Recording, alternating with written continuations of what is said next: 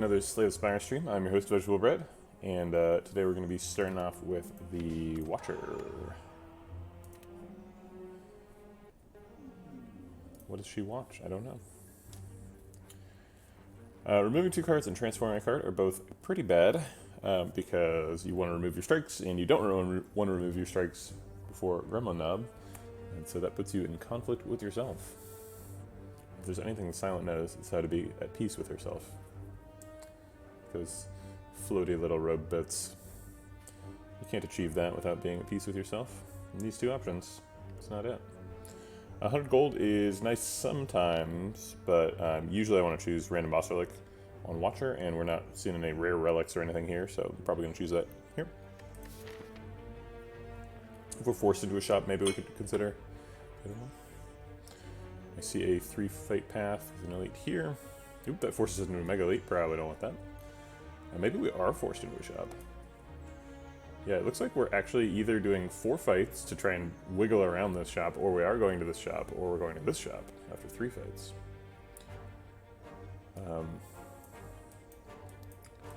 Actually, if we go right, we only get 1 elite in the act, so let's not do that. I guess we just have to do 4 fights then. And fight one of these 2, or go to the shop. So we could do 3 fights, get a shop, go to a fire before the hard pool fight in elite. We probably want to try and get 3 elites though, if we can. So this one, that one, and this one. And the only way to get to him is to do 4 fights, and 100 gold does not really help you to do 4 fights. So we're going to take the boss relic. Uh-oh. Time to bust out the spreadsheet, kiddies. It's a Runic Dome run. Alright. Let's just have the monsters, elites, and bosses page just open.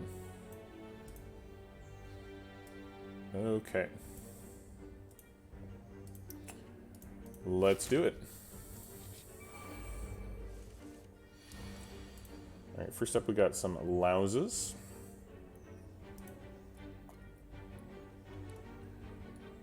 Oh my god, red louses and green louses are different.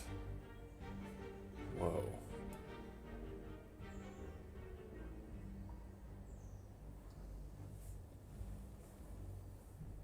Wait, what? What is D? Oh, I see. Okay, so they just get some random number. Huh. Weird. Well, they can both be doing max 8 damage. So max damage we can get here is 16. That's quite a bit. Really inconvenient to have Eruption and not know what they're doing. But I guess we're just going to triple block and break one of them. Let's assume we're getting weakened, because that's probably happening. So we could set him to 11, which is close to 12. Or we can set him to 9, which is a little bit above 8. Being a little bit above 8 is pretty awkward. Damn. Yep, we are getting weakened. Okay, we can either kill him or enter Calm. We could enter Calm, break him, and do 4 damage to him.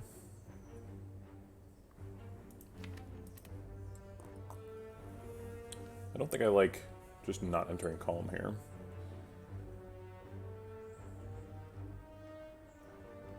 So I'll enter Calm, break him, and do damage to him. Hopefully we don't take too much. Uh-oh. Oh, okay. Alright, we're fine. Alright, we can break him and double defend. Block for 10. We could theoretically take damage here.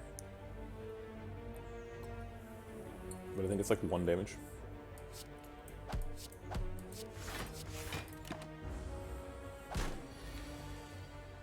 Alright. Managed to make it through the first fight of the run without taking damage, despite our Runic Dome. How do we feel about Flurry of Blows? It's the only attack here, so that makes it pretty high priority. It's up against Meditate, which is a really good card. And it's probably not time for an Evaluate. Evaluate's a defensive pick. Meditate's super good, but I don't know if we can afford it here.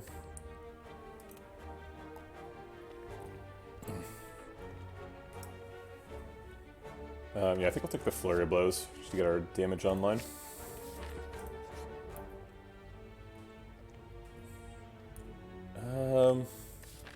I want to remove a strike, but I don't really want to pay health right before I do 3 fights in a row. And then an elite, and then another fight, and then another elite. And I would want to remove a strike, and I don't want to remove a strike right now.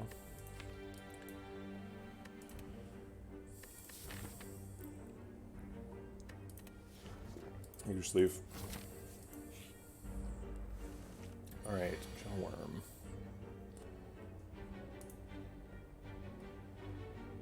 Most damage he can be doing is 12.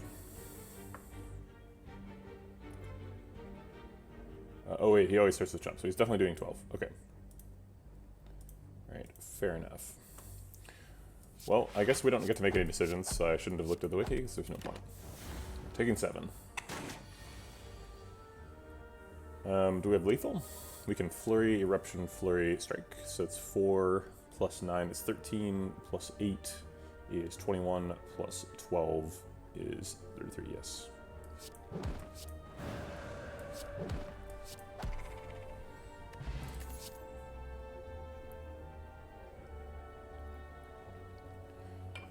I do like Just Lucky. It is the only attack here. It blocks for a little bit in the Gremlin Knob fight. It's also just nice to have a Just Lucky in a Runic Dome deck, because we'll just sort of like get some block along with the other stuff we're doing. So if we turn out to be blocking for way too little, Just Lucky backs us up a little bit. It's not a super high impact card, but it is an attack. If we take 2 0-cost attacks, we're basically saying we need to find some card draw. Halt is more of a stance-changing card, so if we are like enter Eruption all the time and exit, Halt's your guy. Seems pretty early to take a Halt though. I'll take Just Lucky. Alright, last easy pool fight is we got a little acid slime and a big spike slime, right? Yeah. So the little acid slime can be hitting for 4. And the spike slime can be hitting for 10.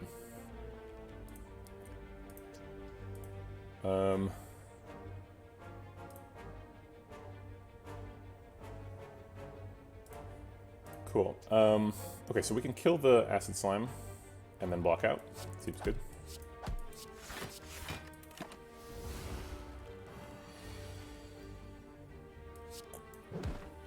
This and this are always happening.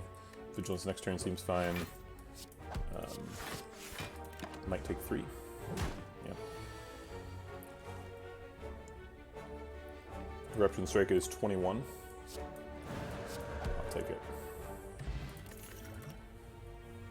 Alright, Scrawl is amazing. I said I wanted some draw, and then bam, Scrawl pops up. Stance Changing is also good, considering we have the Flurry of Blows, but nowhere near as good as Scrawl, right? Scrawl's a top-tier card. Okay, well that's making us feel pretty strong. The Liquid Memory is also a pretty strong card. So I think we'll try for the 3 Elite route, although it's pretty dangerous. Alright, Blue Slaver. We're done with our easy pool. Blue Slaver. Alright, he can do 13 damage. Or 8 damage and weak. We can full block him here. It is not. The Collect is also an X-Cost card. There's another one too.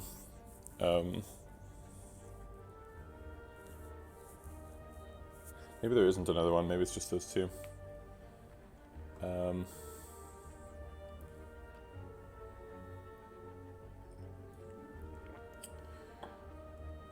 Also, welcome to the stream, Digital Charmander.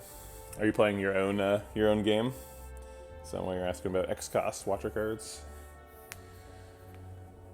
So same deal this turn. He can be hitting for 13 or 8. Actually, can he do that twice in a row? He can't use it 3 times in a row, so yes, he can. Do we have lethal? I don't think so, because we're weak. So we're just going to play the non-eruption cards.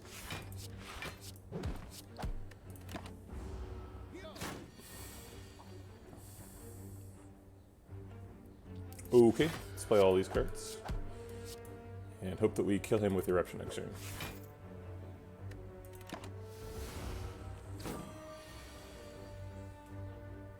Yeah, Conjure Blade's really your best bet against Time Lord, especially if you're doing Deva form stuff.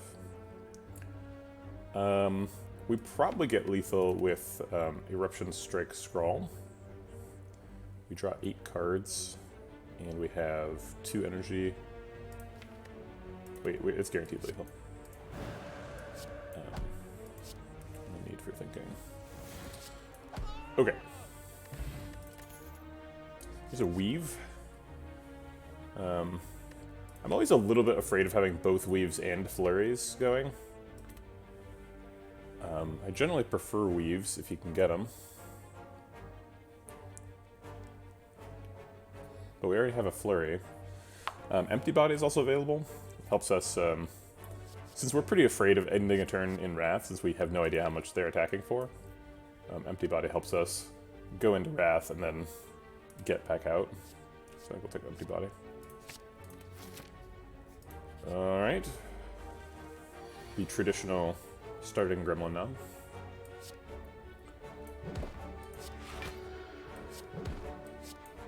First Elite, naturally.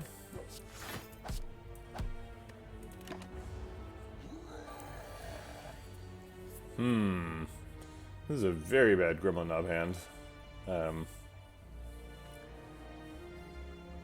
We could Scrawl.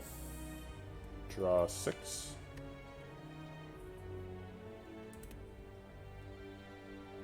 If we Scrawl and draw perfectly, do we ever get lethal? So we Scrawl, we go to 3 energy, we Eruption, go to 3 energy again, and then we like strike, or I'm sorry, so we Scrawl and then we Flurry of Blows, because we draw Flurry of Blows on the shuffle. So we Scrawl, Flurry of Blows, Eruption, Flurry of Blows, strike, and Just Lucky.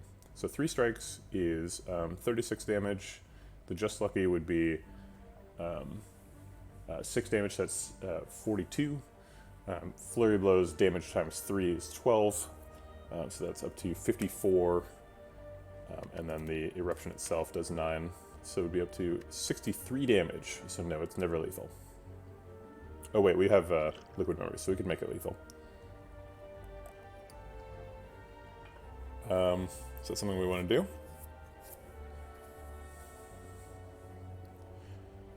It seems like if we don't spend our energy at all this turn, we're going to lose. So let's go for it.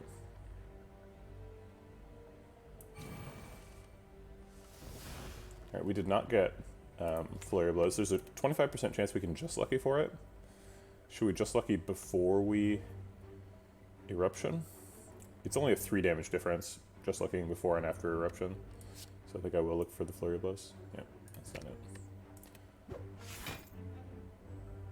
Okay, we're probably going to have to end with Empty Body then. Because we don't want to take 16.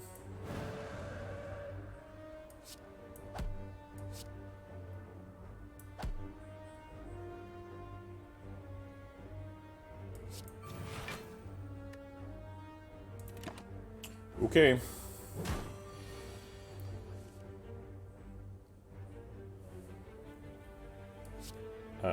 These are always happening. Vigilance gets back Flurry of Blows, leaves him at 10.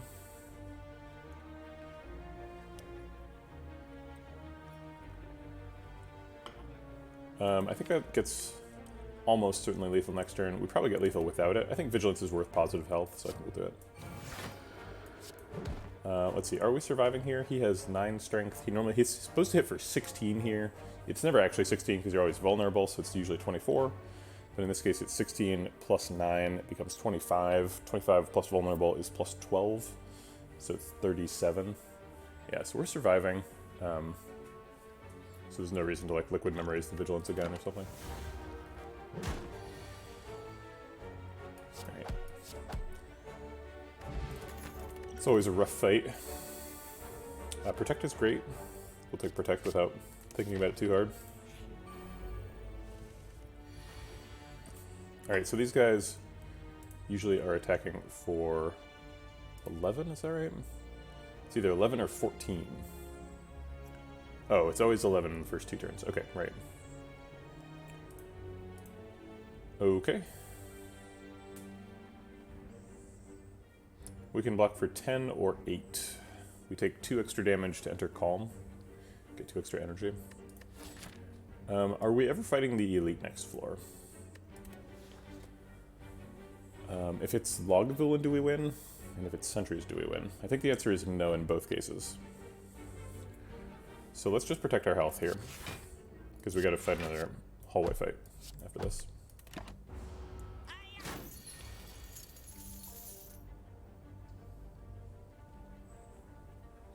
Yeah, so if you're not Watcher, the only other class I would take Boss Relic with is Silent, and it's not as good as it is for Watcher, but it is okay. The Silent Relic is tricky because it's really good early. It like really helps you win hallway fights, and Silent already struggles with hallway fights. So like if you trade out for a Boss Relic, you're gonna have a lot of trouble with hallway fights unless you get a good one. Like a curse key or something. And it also helps you, like, if your deck is dependent on, like, setting stuff up, like if you're trying to do, like, Noxious Fumes into Catalyst stuff, and you really need to get that Noxious Fumes on turn 1, then Ring of the Snake is pretty useful. So you do miss it. I think we'll keep the Protect and we'll Empty Body Defend for block. Actually, maybe just Lucky Empty Body. Yeah, so let's Just Lucky before we scroll to control what we're drawing. I'll take a Strike. And then draw a bunch of cards.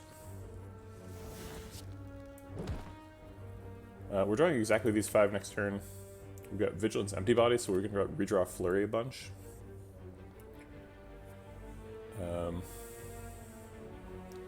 So next turn is going to be Vigilance Empty Body, Strike Just Lucky, and 2 flurries. So we'll do 6, 9, plus the 8 from the flurries, 17 damage next turn. So we are not getting lethal.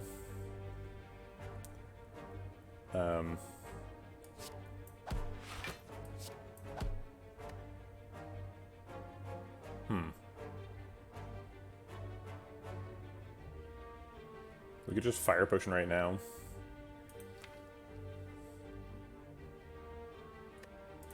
If he attacks, though, we don't need lethal next turn. Yeah, okay. Oh wait, that was a mug? Does that mean he's not leaving?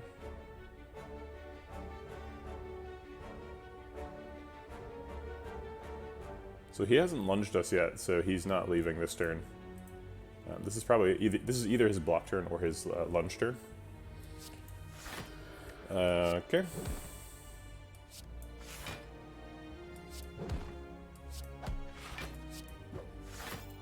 So we're blocked out for if it's lunge. It is lunge. Okay. So now we just have to do 1 damage. Great. Oh my god, second scroll? Are you kidding me? It's up against Wheel Kick, though. Wheel Kick is very good.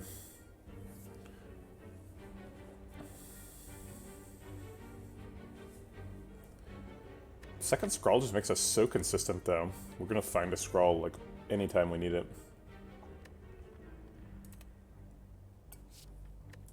I think I can't skip the Wheel Kick though. I need the Wheel Kick. Does Wheel Kick make us feel like we can beat Sentries? Wheel Kick's pretty good against Sentries.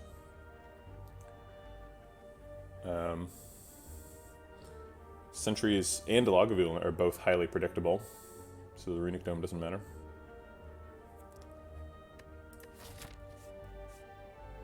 We get to go to a campfire next thing. Alright, we're taking Wheel Kick. I would love to take this elite. Okay, turn 1 against sentries. What's the worst thing that could happen? Well, we could find no block. That would mean we're finding like 4 strikes and a just lucky or something, or a flurry of blows. Even then, if that happens, then we play all four attacks on 1 target, and then we kill him for the next turn. I still don't know if we're surviving at 3, but even then we have Ornamental Fan, we generate some block. Alright, I'm gonna do it. It's possibly a mistake, we might die in Act 1 here. Alright, so we're taking 10, we have some block, so let's use that.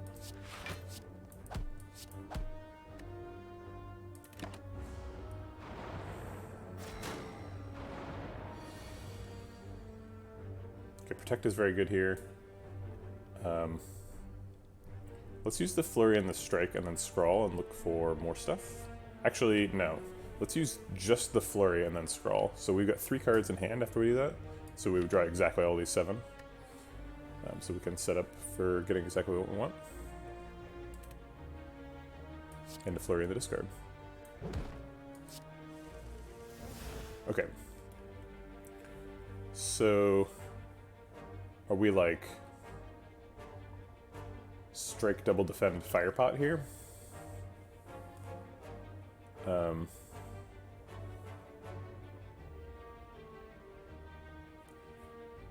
Other things we could do, could we kill 2 of them?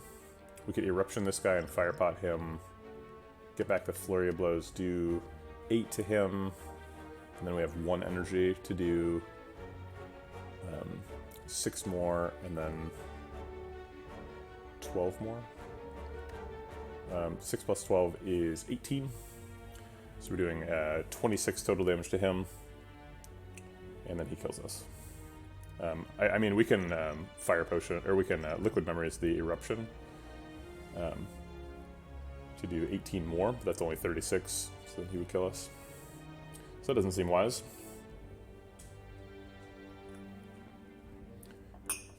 We could... Can we Wheel Kick Liquid Memories Wheel Kick? Would it be in the discard, or would it not be in the discard?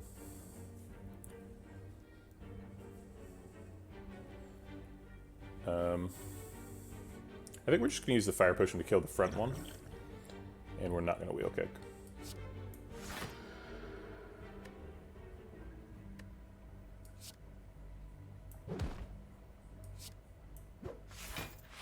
Okay, so we're blocked out. Kill you, and do 6 damage to somebody. Okay. So on which turn are we killing these sentries? Back one is currently attacking. Middle one's attacking next turn. I don't think we're doing... if we strike one, we set him to 37. I don't think we're doing 37 next turn. It is actually possible if we redraw Eruption Wheel Kick. That's 39. But it's unlikely. So I think we're going to try and strike the back one before he attacks again.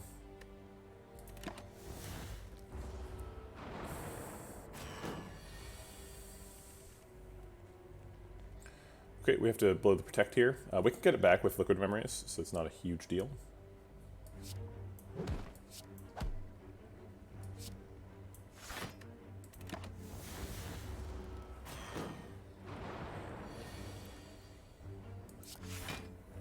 Okay, double defend. We're not killing him, but at least we're not taking any damage.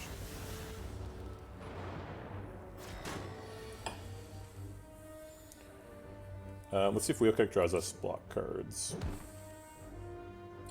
Empty Body. Yeah, that actually blocks us out, because we get the 3 attacks and 3 block from the other thing. Okay, perfect damage to you. Start focusing down that one.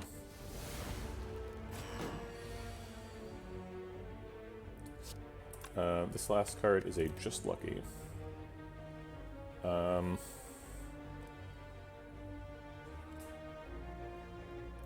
We could use the Liquid Memories to get lethal right now with Wheel Kick. Or we could Eruption and then go into Vigilance. Be a little bit safer. Yeah, let's try and save the Liquid Memories if we can.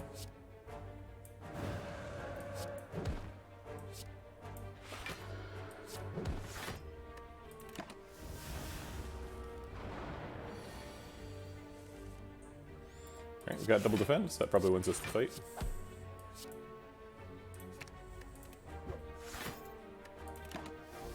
Alright, 0 damage sentries, I think.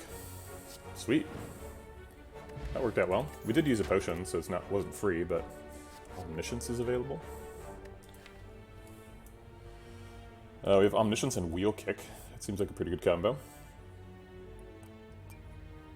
We also have, like, Protect and Scroll. I don't know why you'd want to Omniscience Scroll, but... Omniscience is a pretty beefy card. It's a curse right now. There's no way for us to get that much energy. Oh wait, no, it's not. We have 4 energy because we have a Runic Dome. I'm used to Omniscience being a curse, but that is not currently true.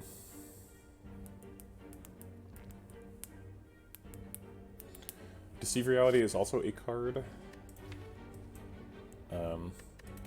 Also Crush Joints is a card. All of these are cards. This is card reward. Wow.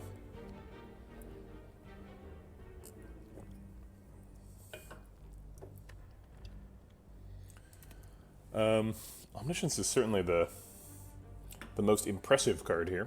And we have the energy to cast it, so we should probably just play it, right? And then we get like a Deva form, right? Okay. I'm convinced. Bronze Scales is nice, especially against Guardian, who's our opponent here. I don't think we can pay this. I think we would die. I'm gonna go to the bathroom real quick, be right back, while we make a decision about this very difficult Shining Light.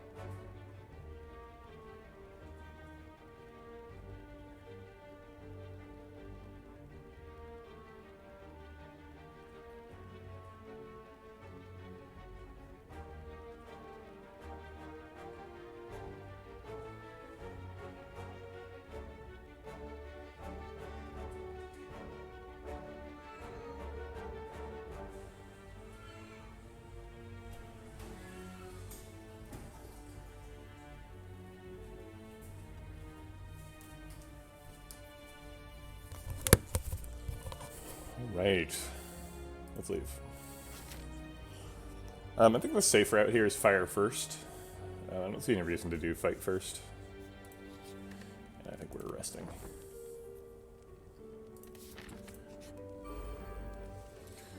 Okay, let's look up Spike Slime. Big old spiky boy.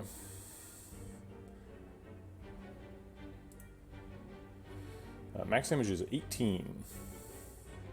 18 and 2 slimed. It's kind of a treat to have Runic Dome in Act 1, because I never consult the wiki for the Act 1 monsters. Because they just tell you how much damage they're doing. You never have Runic Dome in Act 1. Probably want to use Scrawl.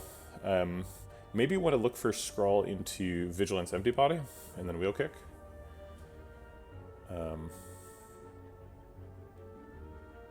Scrawl before Wheel Kick seems weird, but Wheel Kick before Scrawl also seems weird.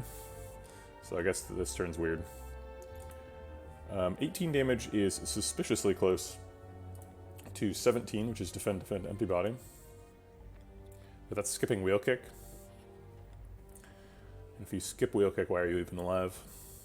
So we could take 6 to do wheel kick, defend, empty body in the worst case scenario. Unfortunately, the best case scenario for that is probably also wheel kick, defend, empty body.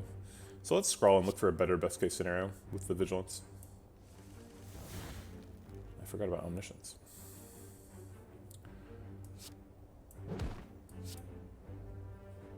That doesn't seem great for next turn.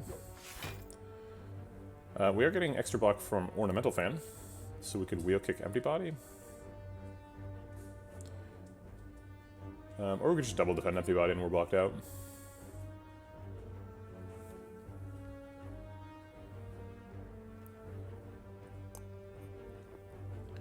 Yeah, it's my understanding that riots happen in chat. There's riots happening everywhere, so I figured chat's probably rioting.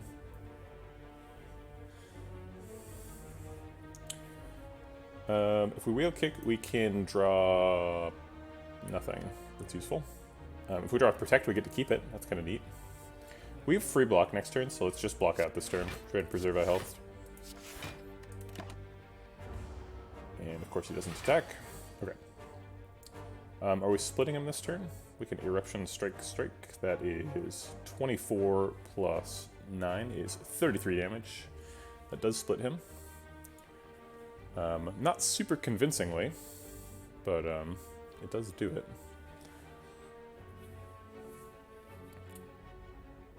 Alternately, we could just double strike him. Set up for a split later. Oh wait, it splits a little bit better than that because we get an extra 8 damage. Okay, I think that's going to convince me to split him, sure.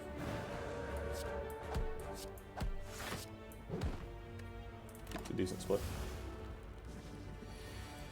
I think Vigilance is the last card, is pretty nice too. Alright, medium slimes.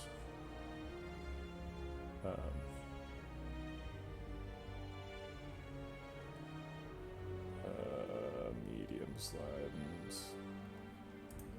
Okay, they can hit for 10.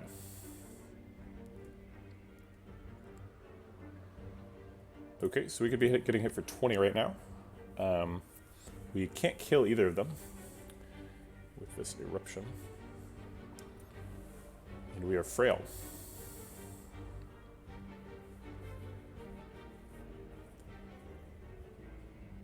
We can protect either Vigilance or double defend. Oh, protect Vigilance is the most block, so we block for 15 and then potentially take 5.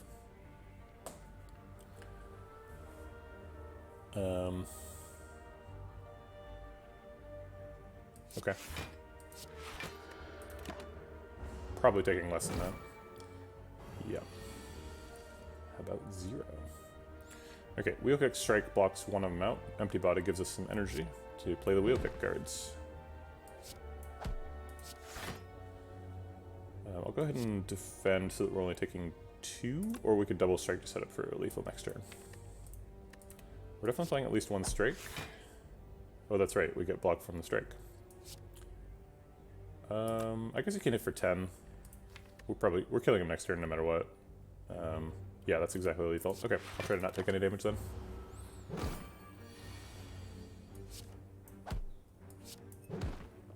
Okay. Pretty good fight. Second Wheel Kick, jeez. Third Eye is also useful. Oh wait, we didn't pick that weave. It's not happening. Okay, yeah, I'll take another Wheel Kick. Why not? Wheel Kicks are great. What's it to you, Slay the Spire? Alright, so now we've got to look up a Fungi Beast and a Louse. Okay, max damage from a Fungi Beast is 6. Max damage from the Louse is whatever D is, 8. So 6 plus 8. Okay, 6 plus 8 is 14. We can block for 14 with Empty Body Double Defend. I always look up the wiki and then discover that I'm just playing all the cards in my hand. So, hooray. We did that again. We could Omniscience wheel kick. We could strike him. Oh no, we can't strike and then Omniscience. If we Omniscience wheel kick, it hits a random target, so it's probably going to hit him once and him once. If we become vulnerable... No, we don't care about that. Yeah, let's just Omniscience wheel kick.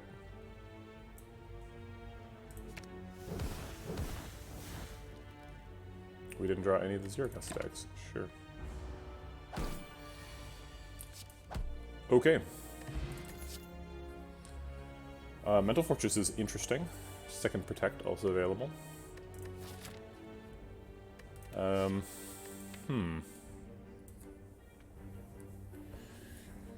does Mental Fortress interact with all these wheel kicks? I feel like with all the wheel kicks I want like lots of ways to enter Calm and exit. So that I can like get energy. Use that energy to wheel kick. And then through wheel kicks draw more enters and exits. And that seems like a good Mental Fortress-y thing to do. I have never made pressure points work. Occasionally you'll get a randomly generated pressure points, and then it'll end up doing, like in a boss fight, it'll end up doing like, I don't know, 24 damage or something, but...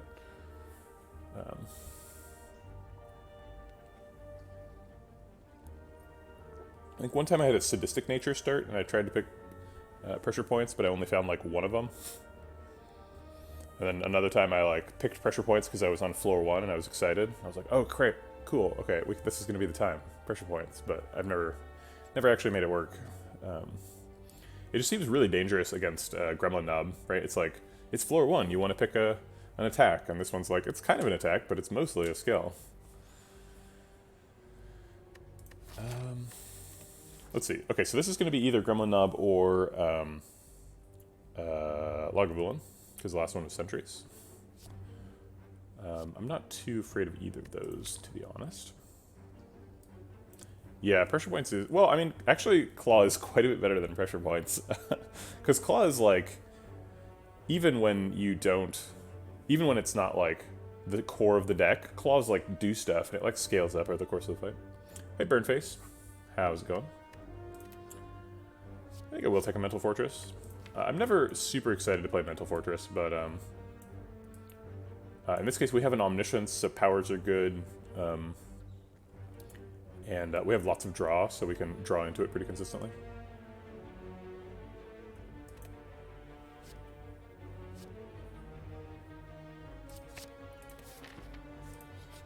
Alright, it is Gremlin Knob again.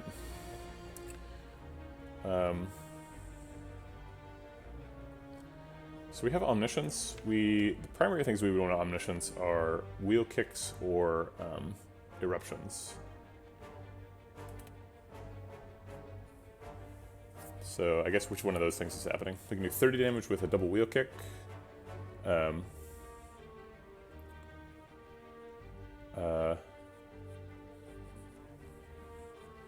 Burnface, do you stream Magic the Gathering? I don't think I've ever been to your stream. So we can do 30 damage with the wheel kick, or we can do, let's see, 9 plus 18, so 27 damage. Oh, okay. Well, shoot, I should check you out then. Did your stream just end, or is it... I see, late night. I always end up watching a stream after my stream, because I, like, raid somebody and then I want to hang out. So that's, like, most of my Slay the Spire watching. Yeah, I really love it. It's an IKEA... they discontinued it, but it's an IKEA, I don't know what to call it, shelving unit, and I just like have a shelf at the level of my elbow and the level of my eyes, so super convenient. I'm like super tall, so it's hard to find a standing desk that feels appropriate, and there's a long distance between my eyes and my elbows, so this custom setup has really helped out.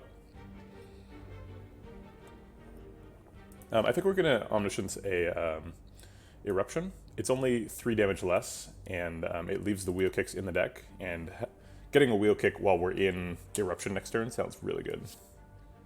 Or while we're in Wrath.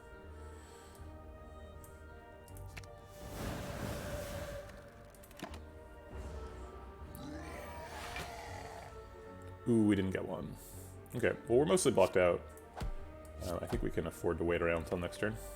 He's only hitting us for 2, so come at me, bro. Alright, there's the wheel kick. Dead knob.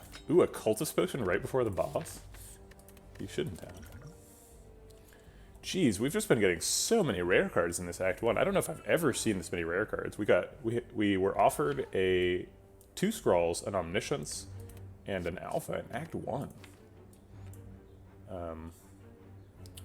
Omniscience and Alpha are common bedfellows. That happens a lot. Because you can like Omniscience out the Beta or the Omega. And we have lots of draw to like go find the Betas and Omegas. We were trying to do like a stance changing thing, but it's not really that strong. So I definitely don't mind having an extra win condition here. Yeah, Omniscience Omega is pretty fun. I don't really see picking Prey or Carve Reality here. Prey is one of my least favorite Watcher cards. I almost never pick Prey. The insights aren't that valuable. And then 3 Mantra is such an inconvenient number. It's like, you need to have something else to really get into Divinity. Prey is not going to do it by itself. But it's like, you have to devote a whole card to praying, and it doesn't like block or anything. It's just like, all it does is puts you into Divinity and like sort of neutrally card draws. If you've got a lot of energy and a lot of card draw, like you could make Prey work, but I've never been in that situation. Because by the time you have a lot of energy and a lot of card draw, your deck is doing something else, right? It's like, okay, great, I have a lot of energy and a lot of card draw, and I just like kill people with attacks, right? I don't need to go into Divinity necessarily. Although Divinity gives you the energy, so maybe Divinity is part of your combo. I don't know. I think if you're running Prey, what you're probably trying to do is enter Divinity multiple times in a turn. And I've never had a deck that does that. Maybe it's a thing, but I don't know. I've played a lot of Watcher, and it's never happened to me, so it seems very niche. Whereas Alpha is just great. I think we don't need to rest, and I think I would love to get Alpha upgraded. Actually, is it dangerous to upgrade Alpha? Because if we play Alpha on turn 1, then we are not playing attacks, and kind of the most dangerous part of the Automaton is turn 2, if you don't manage to split him. But Alpha needs an upgrade really badly, so I think we'll just do it. I think we'll probably be okay. We have some really strong potions, so we should get through it. If we're being super cheeky, we could even try to not spend either of the potions. It's possible we could get away with that. If you have upgraded Omniscience and a bottle, or upgraded Alpha and a bottle of Omniscience, you'd need a lot of energy. I guess Omniscience costs 3 when upgraded, right? Yeah, so maybe you could pull that off, but that seems like a bit much, because then on turn 1 in like a hallway fight, you're like, my hand is useless and they're all attacking me. Or like slavers or something. You're like, I hope I draw those Omegas soon. But I think we're gonna Beta here. And Cultist Potion. And hope for a bunch of damage next turn.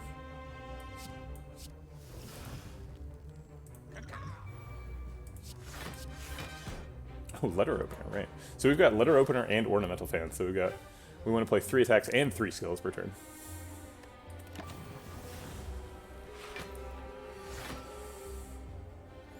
Does not look like we can split him.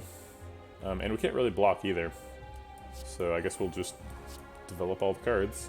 Wheel Kick next turn seems like a pretty good idea. Looks like we're almost blocking out anyway. I think he only hits for like 28 this turn. Ooh, 36. Got the wrong number. Eruption Wheel Kick pretty convincingly splits him. The concern with that line is if we draw a Beta, we can't play it.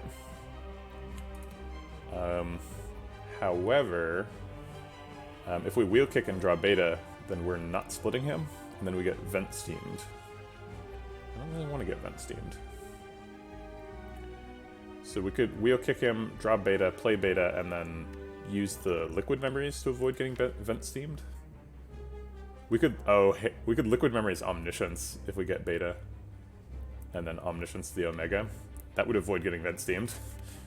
Alright, let's try it. Or we get like an attack and we use the attack to split. This is kind of the worst attack we could get. That means we're probably missing beta.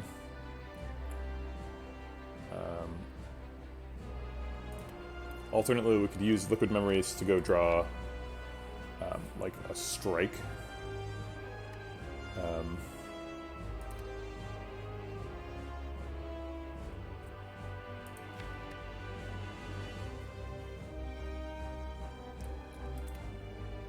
I think we're just not lining up beta this shuffle, and that's okay.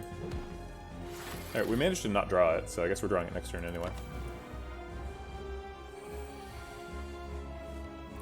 That means it's still possible for us to Omniscience the Omega here. Hits for 10 this turn, is that right? I'm not going to guess anymore because I was wrong last time I guessed. It shouldn't be a guess. I've played a ton of this game. I should know. I don't, apparently. Okay, so in defensive mode, yeah, it's 10 and then 16. Okay. Alright, so it's hitting for 10. Yeah, it is. We'll save the Protect for next turn and take 2 here. Oh, right. The Mental Fortress. It's the first time it's triggered. He's on a strict clock, so it's 10 and then 16. It's not like either or.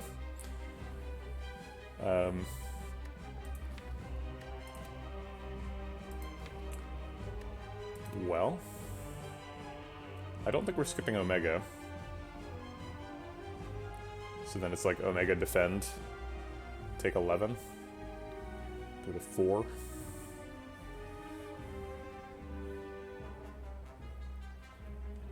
But then we put him on a 4-turn clock.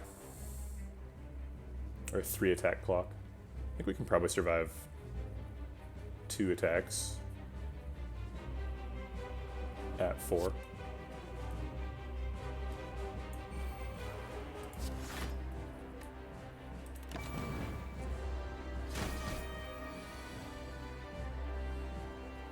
Okay, so this turn he's getting back up, so he's hitting us for 20, I believe. Yeah, this is the Whirlwind.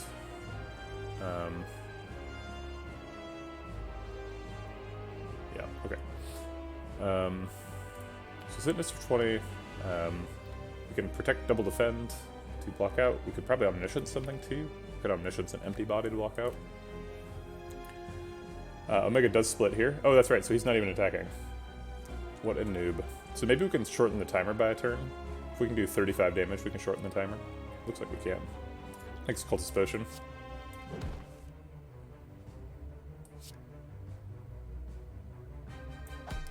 We get Empty Body to get Flurry of Blows back. We don't really need it.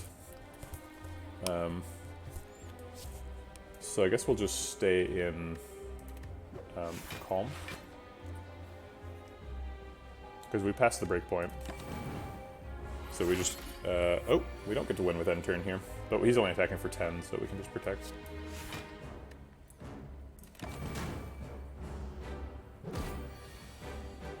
Okay, we made it. A little bit sketchy. There's our Deva form.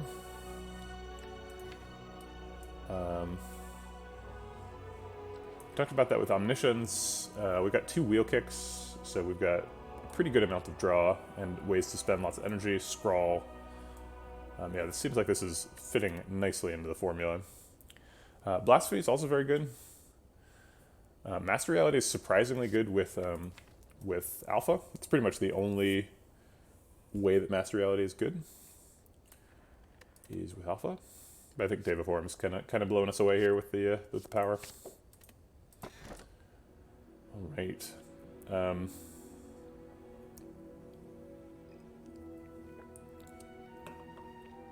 Excellent.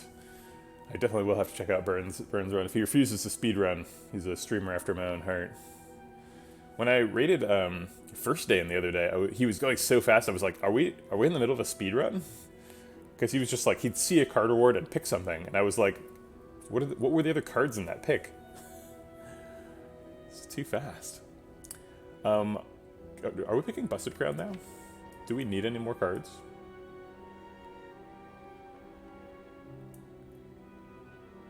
It seems like we have all the good ones. And 5 energy would be helpful. So that we can like do stuff and Omniscience. Or do stuff and Deva form. So Busted Crown is interesting. Astrolabe is also quite good.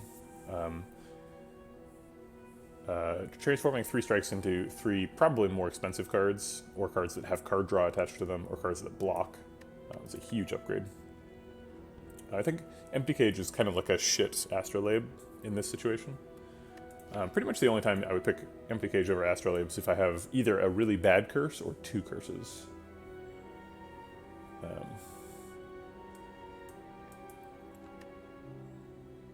Or like somehow I already got rid of all my strikes maybe. Even then, start getting rid of defends, I think. Yeah, let's take the Astrolabe, I think. We've got 4 energy. It's probably enough. At some point we'll get an upgrade on the Omniscience to relieve a little bit of that pressure. We do have a lot of very expensive stuff though. Omniscience, Alpha, Beta, Omega, Deva form, 2 wheel kicks. We're definitely feeling the pressure a little bit, and the only energy option here is Busted Crown. Okay, so what is the best card for this deck? What's the card where we'd be like, that one, yes. A second Scrawl.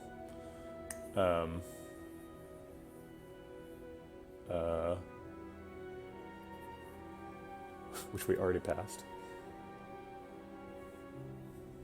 More wheel kicks. Cut Through Fates, maybe. Tantrum, I could see. Empty Mind. Empty Mind would be good. No, not Like Water. The one that enters Calm. Inner Peace, is that what it's called? That'd be good. There's some fairly good cards. We're definitely going to miss a lot of cards if we pick Busted Crown. But we're also just like so much better if we pick Busted Crown. At just like, we can play Wheel Kick and then Deva form, right? Like you can't do that right now.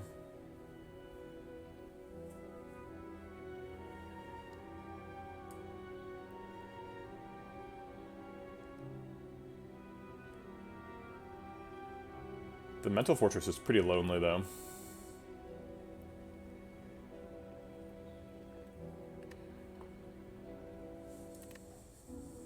I think we'll take the Astrolabe. It's just like a little bit lower variance than Busted Crown. Busted Crown's just, I don't know. I honestly, like, you could beat the heart with this deck if you get some really good relics. I could see not adding a single other card and just like getting more consistent alpha into Omniscience Omegas.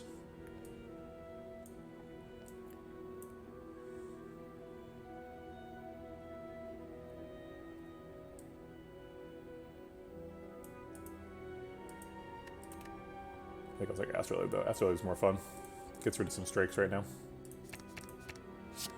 Alright, what do we got? Why do those always fly away so quickly? There's Inner Peace, so we got one of those. So we got a bunch of stance changing support. That's really nice. Inner Peace Crescendos is excellent. And then Weave is okay. We do have 1 current source of Scry, so awesome.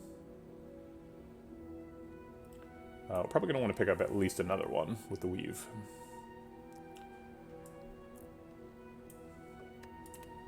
Alright. The city. The city ruled by a hyper beam wielding monster. Okay, so we're probably going to go to this shop because we've got a bunch of money. We can go through these 2 question marks. It seems like the most we can get sort of in the first half. Go to Fire Elite, Fire Elite, Fire. That seems excellent. Got 3 elites in the act. Seems like we're probably strong enough for Act 2 elites. Slavers is a concern. Slavers is always a concern, but we've got like Horn Cleat for turn 2. As long as we can like find some block for turn 1, we'll be able to get Omniscience set up, and that's the end of the fight for that one. Alright, let's get started. Oh right, I can't tell what people are doing. Okay, so we're in Act 2 now, in the Easy Pool. So always starts with Hex, right? Of course, because we're on setting 20. Okay. Alright, so we're safe alpha-ing. And then I guess we'll enter calm, because there's no downside.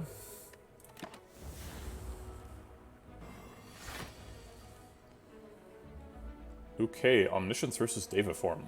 Fight. It's true. Yeah, we're walking into a city and just like pummeling people. Although it's not really clear like who started this fight. It is weird for me to imagine people living in the Slay the Spire universe, because it's just like my experience of the Slay the Spire universe is you like crawl through it, and like for every 10 feet you move, somebody tries to kill you, and it's like, who are the slavers enslaving exactly? Like, what? Who are the other people? I guess maybe there's just like random people wandering around, and like none of the monsters attack them for some reason. I don't know. Like, there's lights in these little buildings, but like, who lives there? I don't understand. Is it just like the cultists live here and the birds live here or something? Like, don't people just get murdered by those birds?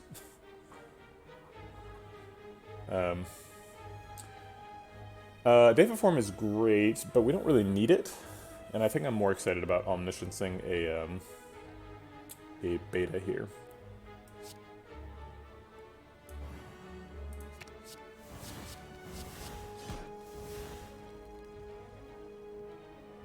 I'm confused about why that was... why I triggered letter opener.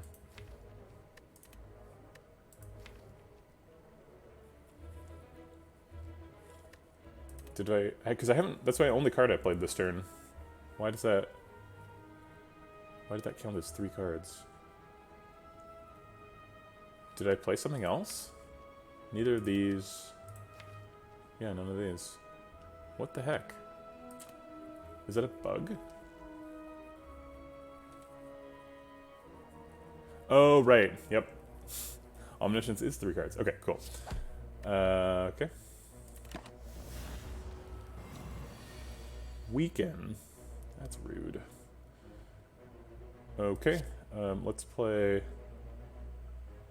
okay, so we're going to do this for sure, and then we're going to use Flurry of Blows to get some block with Ornamental Fan, and these cards.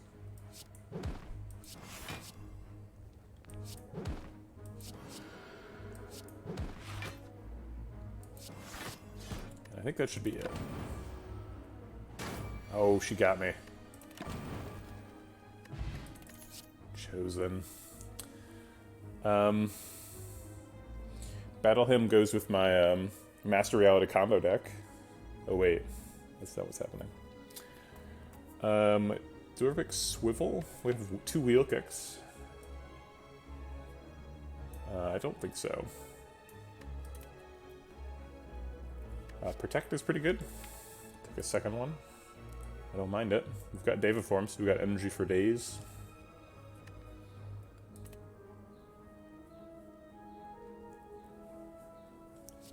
I do like Battle Hymn though. It gives you really reliable damage. I don't really like having to play 2 things on turn 1 though, and Battle Hymn does become innate when upgraded. So you're like, you have to play Battle Hymn and you have to play Alpha, and then it's like, now you've only got 2 energy left for blocking or whatever. I think this is just adding a dimension to the deck that we don't need. Swivel doesn't seem good. Protect, I think, is the only thing better than Skip here. If it is. I'm not sure about that either. I think I will take a second Protect. We can have a Relic. It's kind of expensive.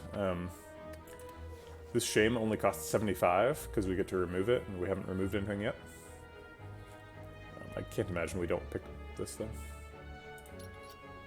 A Tiny Chest. Okay. Are we ever proccing that?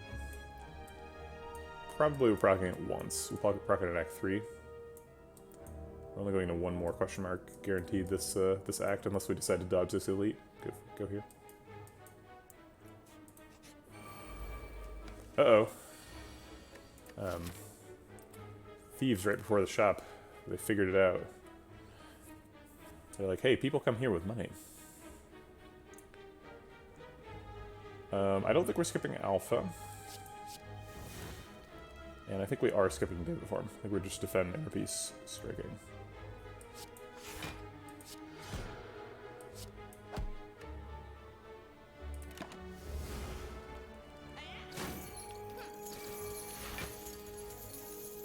Alright, there's the beta.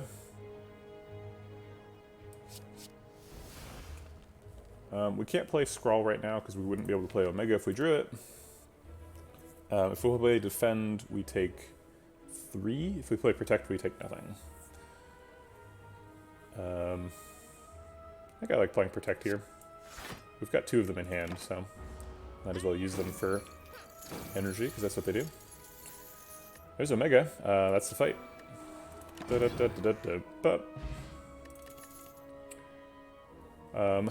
feel like I've talked about all these cards extensively. We just took a second Protect. I think that's my limit. Maybe they do. No, I don't think they do. Yeah, I don't know. It makes sense. I just wish the question marks before shops couldn't be also shops. I don't understand why they haven't fixed that. It feels so bad to get forced into 2 shops in a row.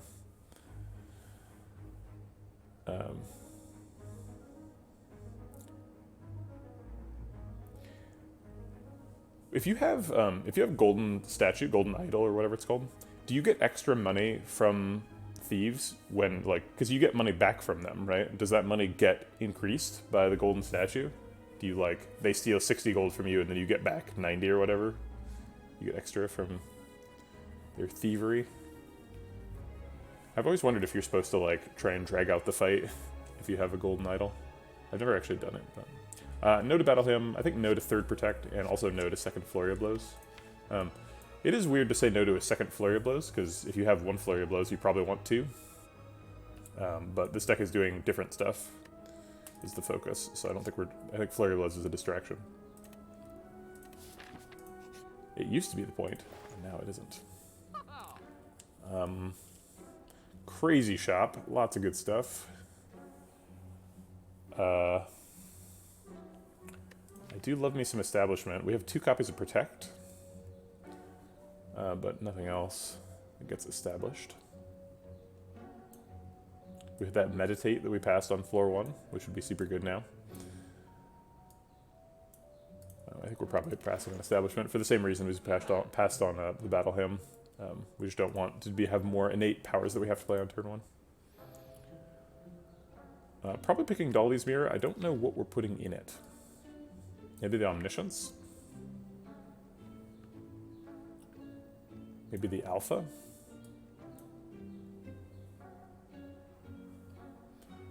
Omniscience and Alpha have similar effects, right? It makes it more reliable that you, like, draw whatever, a beta on a given turn.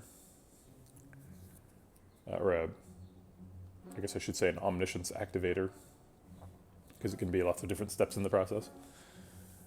I don't know. Doesn't seem very convincing. Give Dolly's Mirror a Wheel Kick. I always feel like the card that I Dolly's Mirror should be upgraded. So maybe like Inner Piece? Inner Piece is pretty good.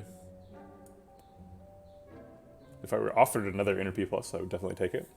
If I were offered another Omniscience, I would also definitely take it. If I were offered a Diva Form, I would take it. If I were offered another Alpha Plus, I think I would think about it a little bit. So I think that one's probably not the way. I do think it's those 3, though. Inner Piece, Omniscience, and Diva Form, I think, are the options. Wheel Kick, maybe.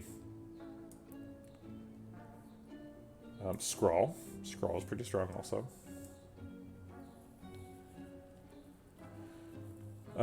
Let's talk about Diva Form a little bit. What's the...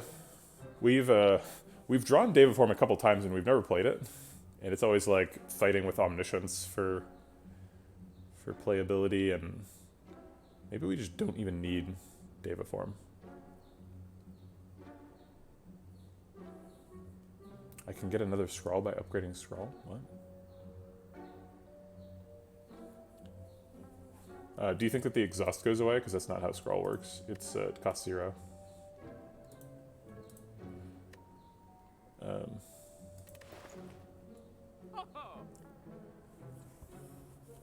So it's like Dolly's Mirror, card remove, potion. Maybe Wallop? I don't know about Wallop. But man, what are my dollies mirroring? Maybe we're Art of War.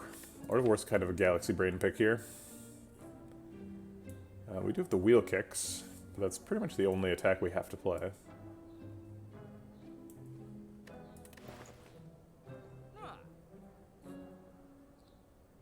Miracle Potion is okay. I think I'd probably prefer the Explosive Potion for a Gremlin Leader. But yeah, I think Sun Potion is probably an efficient way to spend money here. It has to be Dolly's Mirror, right? Like, when is Dolly's Mirror not the best artifact in the shop? I don't think it ever happens.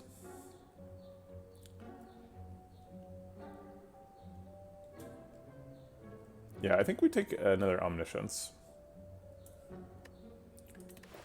Not the least of which because you can Omniscience the other Omniscience if you have two of them, which is pretty good. One weird trick that Time Lords hate.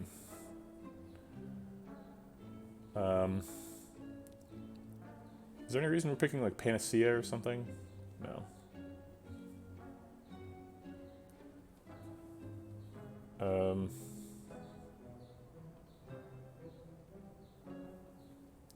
Do we have a signature move? No. Signature move is actually pretty good with if you get Deva form going, because it's like just it hits so hard. And if you've like played all the other attacks in hand and you've still got energy, it's a very efficient way to turn energy into damage. Or rather, turn cards into damage, which is your main constraint after Deva form is ticking. We could pick up Art of War. Maybe Art of War is better than card remove and potion. How often do we trigger Art of War? We actually trigger it pretty regularly. Like on turn 1, we're playing Alpha and defending ourselves, and then turn 2 we get extra energy. Yeah, it's probably better than card remove.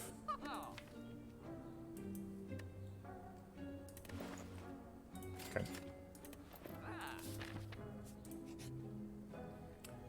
We could pay them only 4 gold, but I think we want their mask. And we're not like super afraid of them. Maybe we should be super afraid of them. We take a while to set up.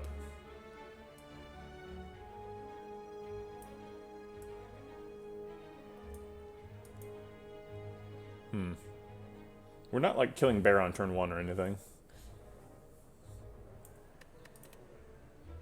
Now let's fight him. Well, yeah, we're going to fire right after this. We'll be fine. Probably. Alright, so he's attacking for 12, he's not doing anything, he's debuffing us. Empty Body is probably getting played, Alpha's getting played, that means we're skipping Deva form again. Unless we want to just play like Alpha Deva form. Take 12. Taking 12 seems real bad. I'm going to skip the strike. It doesn't put anybody to a Omniscience breakpoint, or an Omega breakpoint. We're definitely killing people with Omega, so strike is not worth playing. It gives us an energy next turn.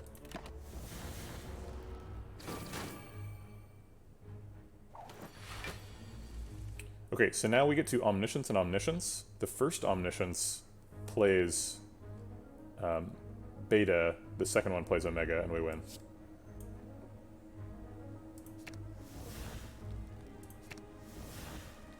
Oh, is that not how that works? I guess that's not how that works.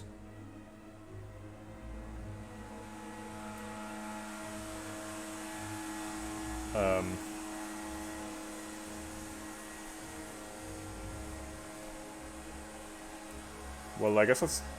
if we wheel kick, though, we could draw the new Omegas. I guess that's not that bad, because there's 2 of them. Well, that's what I did. So I did Omniscience on Omniscience, and then the first copied Omniscience was on Beta, but I don't have the option to choose Omega here. Protect is pretty nice too. That's true. Yeah, Protect also keeps the Art of War going.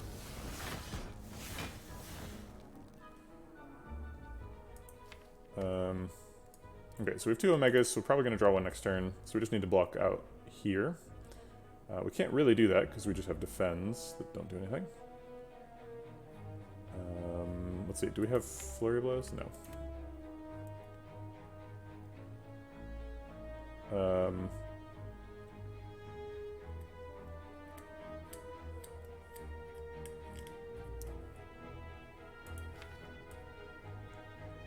The extra energy could potentially be useful next turn.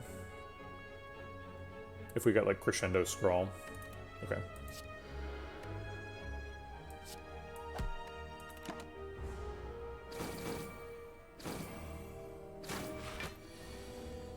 Okay, we got Omega, so they're all dead. Give me your mask! Wave of the Hand is a top tier card. Is it a top tier card right now?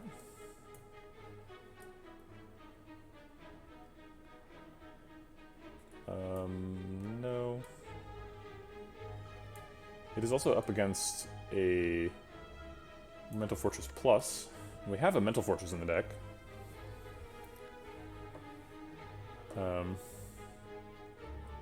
No, if I chose Beta then Omni, I wouldn't have gotten as many Omniscience procs as I did. It would have just played the Beta twice. You don't get to choose twice if you choose Beta first.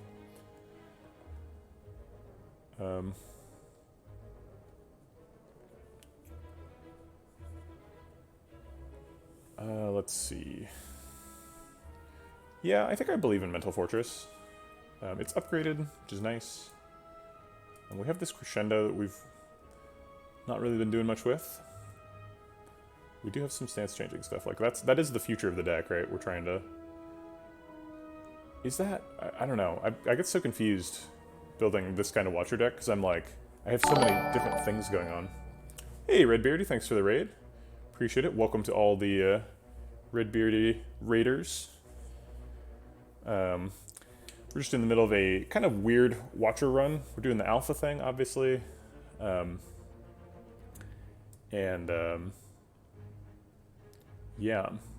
Trying to figure out how we get Alpha going. We've got 2 copies of Omniscience. We just did some science and learned that if you Omniscience and Omniscience, you can't play Beta and then Omega. Which is something I thought you could do, but you can't.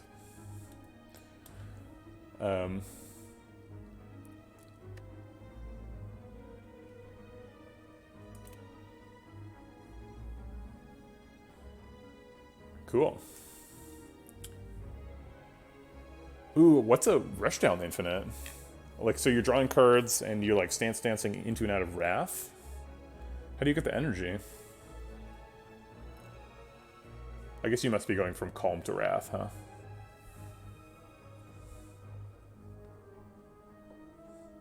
I think we do take the Mental Fortress.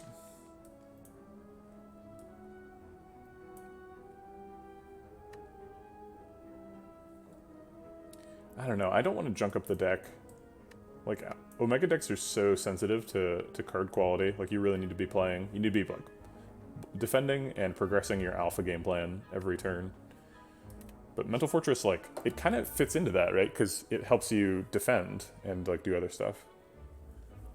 It makes the defense fit into your turn, which is really nice. I know, I don't understand why, the way that I assumed that, like, the stack works in Slay the Spire has been violated by this interaction. I guess maybe there just isn't a stack. Maybe that's just not how it works. I don't know.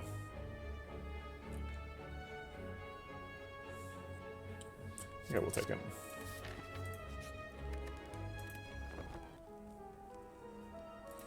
Okay, let's go fight some elites. We are against the whatchamacallit, Hyper Beam guy. Alright, Slavers is probably the scariest option for elites, unfortunately.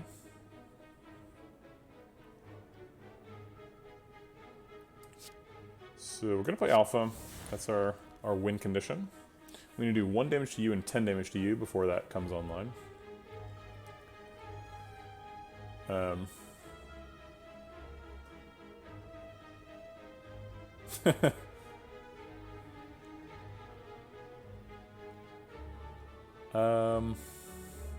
So we're taking a ton of damage here. Let's go figure out exactly how much.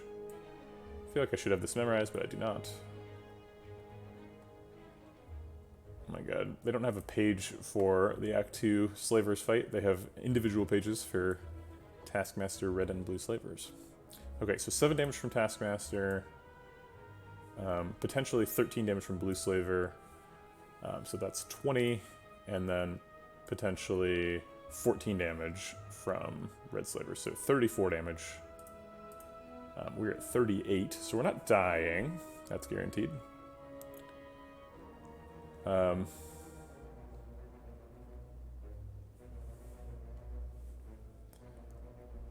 I mean, we can't really block, right? If we wheel kick, we could draw some block, right? We could draw like a defend, is the best case scenario there.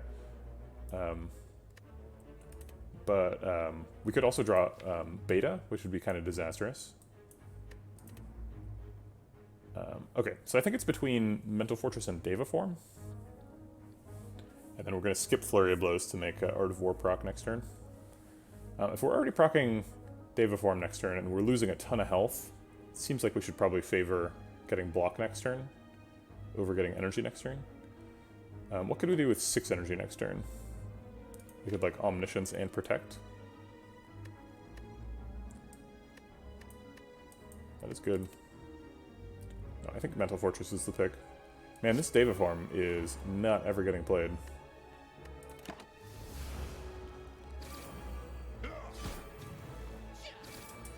Alright, both the blue and the red slaver chose the low damage attack, so that's convenient. Let's go ahead and wheel kick this guy to set him below 50. Try and draw beta. We could scrawl too to draw beta.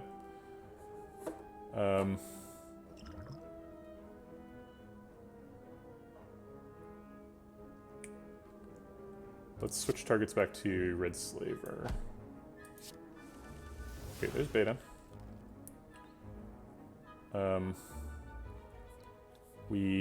I would love to have a inner piece in hand, because then we could inner piece empty body to generate a bunch of block and still be able to play beta, but that is not the case. So we just have to play beta and eat it.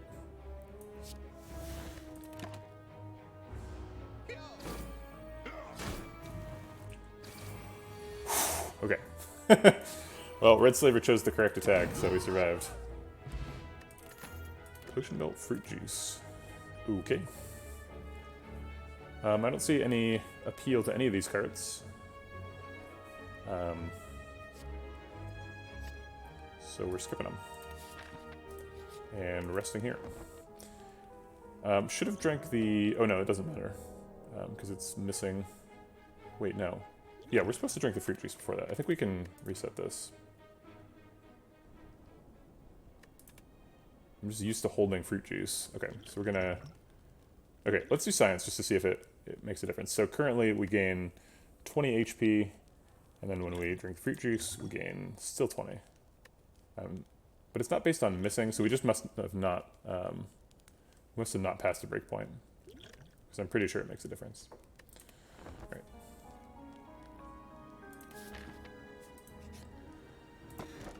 Alright. Cloak Clasp seems immediately helpful with all the protects and stuff. So let's take that. Go fight Book of Stabbing. I knew it was going to be you, Book. It's always you. Haunting my dreams. Okay, so let's just develop powers and play defend. And take what? 9?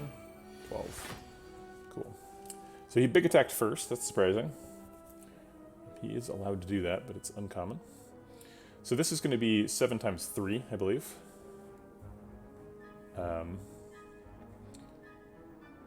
We can inner piece empty body to generate a ton of block. Or we can actually just stay in calm. So we can like Deva Form empty body inner piece. I'm not sure what we're staying in calm for exactly, but something.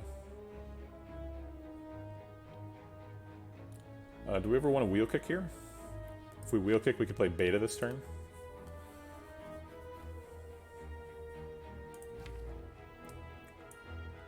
But if we Deva form, we have 6 energy next turn. And we could be drawing Omniscience and block. And like scrawl and stuff. Yeah. This is our first Deva form play of the game.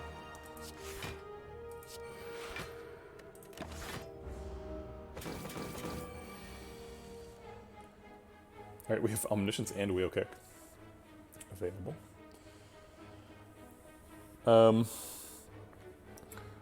We can't generate enough energy to Wheel Kick Beta Omniscience, as fun as that would be. We can Omniscience and Omniscience to play 2 betas and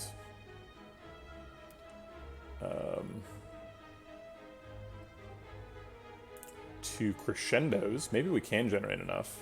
So if we play 2 betas and 2 crescendos, we get 2 omegas, and then we could draw them with the Wheel Kick. That seems like a bad idea, because then we're left in Wrath mode, and we're not killing him. Alright, so let's Omniscience, and play Beta and Protect.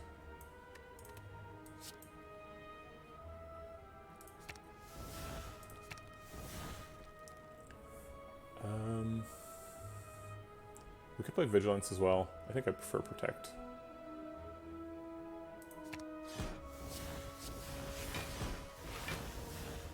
Okay, so he's attacking for potentially 28, and we're blocking for 24. Or it's almost certainly 28. I think technically he could be using the big attack and hitting for 24, but we're taking a maximum of 4 damage is the point here. Oh wait, we're not taking any damage because Cloak Clasp. If we play Weave, we miss out on an energy next turn, but we are getting up to 7 energy next turn, so maybe we don't care. We could play double Omega potentially next turn. Yeah, I think we're done.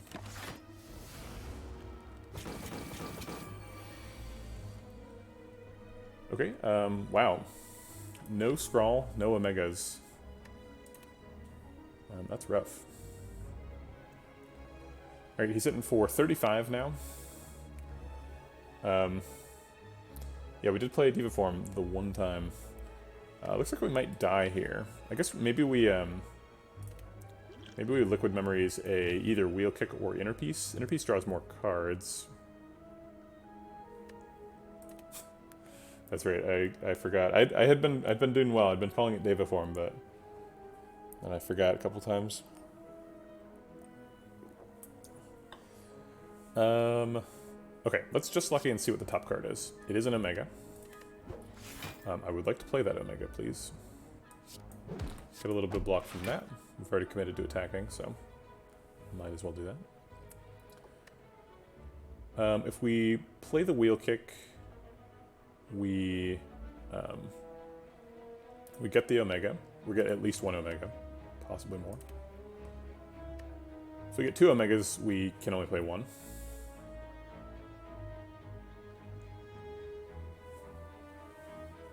Oh yeah? Do you like or dislike the new ranked system?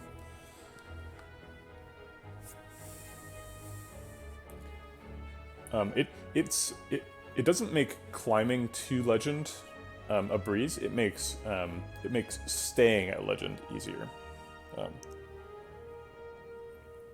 But if you're a person who is not Legend, it's approximately the same difficulty. Yeah, I really appreciate you just at the beginning of the season. It's like, here's 1,000,000 stars. You're a genius. Go up the ranks. These people are too weak. Hold you back. The bouncer knows your name.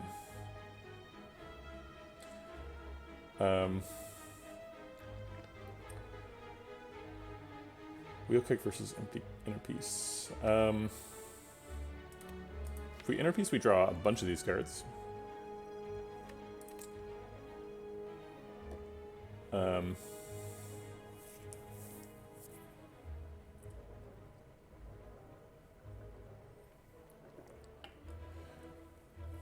I think the real secret sauce is the decoupling of what rank you are and what rank your opponent is. That was like the biggest problem with Hearthstone matchmaking for like a long time, is you just have this, like, no matter how we changed the system, it was always like there's some threshold where it's like everybody's rank 20, right? It's like everybody does their whatever climb to get out of rank 25, and then you can't go back. So we just ended up putting like legend players and lapsed players and new players and active players, all of them at rank 20, and you just get like terrible experiences where people have like dramatically unfair matches like all the time, which is not ideal. But the new system is just like, yeah, so behind the curtain, we're matching you up with just like someone who matches your skill and is not at the same point on the ladder, which is like that's the secret sauce.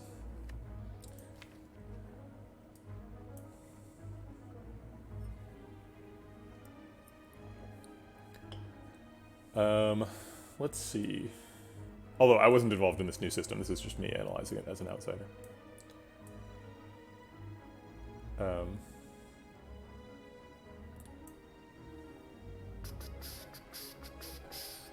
Yeah, I don't see any reason to play Inner Peace over Wheel Kick, and Wheel Kick does damage, so let's play Wheel Kick.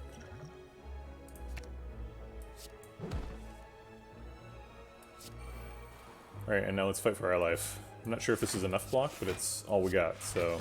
Yeah, it looks like it's enough. We're taking 7 or something here. Oh, great, he did the big attack. Thank you, Book of Stabbing. A Molten Egg. Molten Egg probably isn't too relevant. I say it before I get 2 really good attacks upgraded immediately. But if we get Bites, it's super relevant. And I think we probably take Bites. Would we take Bites? Alright, Cut Through Fate is great with Daviform stuff. And Tantrum is great with, whatchamacallit, stance changing stuff, so like Mental Fortress and Flurry Blows. So, I'm not sure which of those 2 priorities is higher. Tantrum is generally rarer than Cut Through Fate, and generally a little bit better. I would say your first copy of Tantrum impacts your win rate a lot more than your first copy of Cut Through Fate. That's kind of carefully worded because, like, Cut Through Fate is great if you have 4 copies of it. Tantrum, you really only want 1. But the decision I'm making here is which one am I taking first. Cut Through Fate is a lot better with the alpha plan, though. I think that's probably going to push it over the top. So Cut Through Fate is kind of the glue that ties the Daviform and alpha plans together. And obviously the wheel kicks do that. Same thing. Cut Through Fate is just basically like a smaller wheel kick. It also gets the weave back. We do have a weave in the deck. So that's exciting. I think we're resting again. Somehow it's 21 now. Wasn't it 20 last time? We didn't gain any max HP. Because I like remember specifically it was 20, and then we didn't pass a breakpoint, and it stayed 20, but now it's 21. What? Maybe because I looked at the UI, it like didn't update after I drank the potion, and it actually healed me for 21 last time, because I did not look. That's weird. We could dodge the elite and go to a shop. I think Slavers is probably the scariest outcome from going to an elite fight here. I mean, the scariest outcome is this being Snecko and him doing 20 damage to us, and then going into Slavers with 16 health and dying immediately.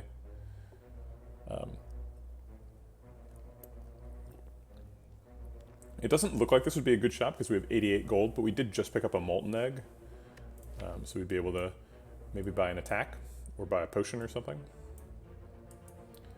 And then this is one of our last chances of getting bites. Yeah, that was what I thought. It's because it's yeah, it's either 1 or 2 health, right? Because it's 1/3, or is it 30% or 1/3? I think it's 30%. But 5 is larger than 3, right? So it should always round up at least once. So I was confused that it was the same number. But it seems that it is not the same number, and that there was some sort of bug here. Maybe like restarting it made it get weird. I don't understand. It feels like we're really wimping out if we don't go to this elite fight, though. I don't want to die, though. Dying means the run's over. Honestly, I'm almost more afraid of the hallway fights than I am of the elite fight. So, like, in addition to dodging an elite, this path dodges a hallway fight. Possibly, this could be a hallway fight. Could also be thwack. We're pretty good at thwack. Basically the same as an elite fight. The shop is bad, though. I think with the cloak class, maybe we're getting a little bit better at hallway fights. We'll go ahead and go this line. And maybe die. Alright, they are not attacking on turn 1. We can't afford Alpha and Omniscience because we didn't pick the Broken Crown. But we can play Alpha Flurry Bow's Scrawl to try and find a beta. Flurry Blow's on you, put you below 50. We did find a beta. Okay, now they're all below 50. Let's do Just Lucky to try and find Omega.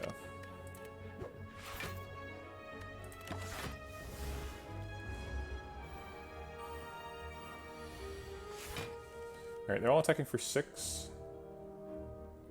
So they're hitting for 18. We can just, like, Deviform Protect.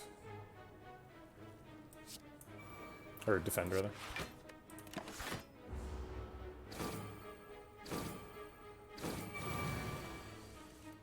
Alright, they should all be hitting for 11 now. Wheel Kick has a 50% chance to find Omega. And if it fails to find Omega, most likely finds Cut Through Fate. If there's 2 hits out of 4 and you're drawing 2 cards, what is your chance to hit one of the 2? Well, the only way you miss is if you draw exactly the 2 wrong cards. So it's 2 out of 4 times 1 out of 3. So it's 2 out of 12, 1 out of 6. So 5 out of 6. This draws Omega and wins the fight. 1 out of 6, we have to play both protects. I lost for 24. I think that's not quite enough, because they're attacking for 11 this turn. So we would end up taking 10 damage in that case. Yeah, it doesn't seem like there's a better outcome, so let's go ahead for it. Look for it. Hey, there we go. 5 out of 6. You love to see it. Alright, Ambrosia. That's potion. We saw a Wave of the Hand in the past, and we didn't pick it because there was a better card, and I think we unfortunately might be in that same situation here. Inner Peace is pretty great. We considered taking Inner Peace over Omniscience in the Dolly's Mirror context, although that was an Inner Peace Plus, which is slightly better. And Wave of the Hand doesn't do a ton. We don't really block that much. We mostly just block enough to pause the fight until Omniscience is happening. So I think I will take a second Inner Peace. It seems pretty important. Okay, this is probably the easiest fight. Gremlin Wizard right away is not super friendly, though.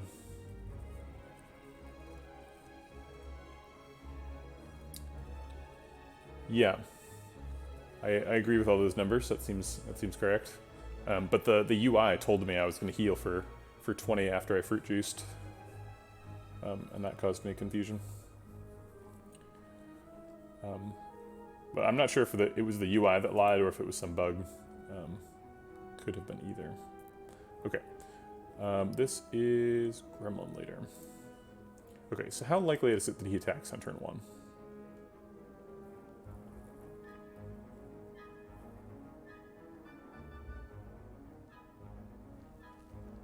Okay, so 34% chance of a stab.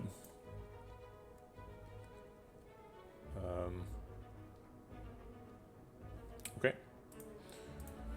So if he is stabbing, we're taking 18 from him. Oh wait, he's weak, so it'd be 15. And we're taking 3 from him. So we're taking 18 damage total.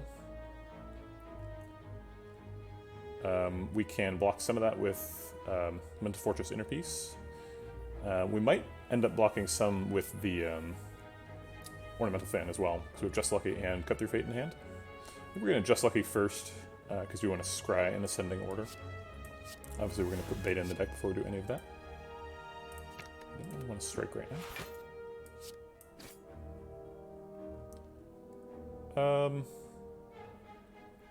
If I pass on all of these and draw beta, do I play beta? I think I do. He's most likely not attacking, and getting beta this early would be great. Okay. Mental Fortress Inner Peace seems fine.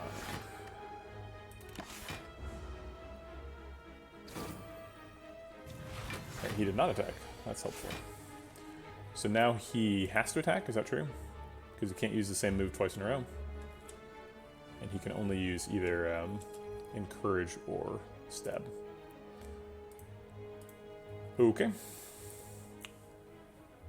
We have Eruption Vigilance to get some Mental Fortress block. So Eruption Vigilance Protect, I guess. Theoretically, we could block with Ambrosia as well. That seems kind of a wild overcommitment of resources, but maybe it's not. He is hitting for 11 times 3. He's no longer weak, so he's hitting for a full 33.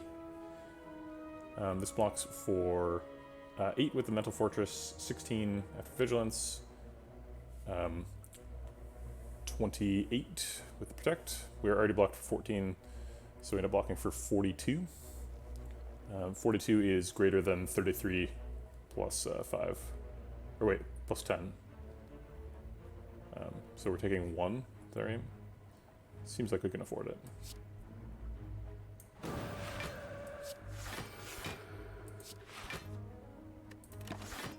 Oh right, Clip Clasp.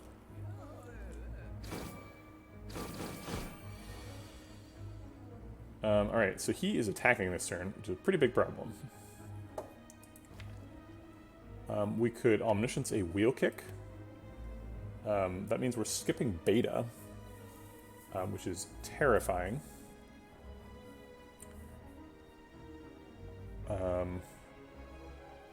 We could Ambrosia to get extra energy so that we get to beta. Oh wait, we can, yeah, if we have Ambrosia stance, we can beta Omniscience Omega.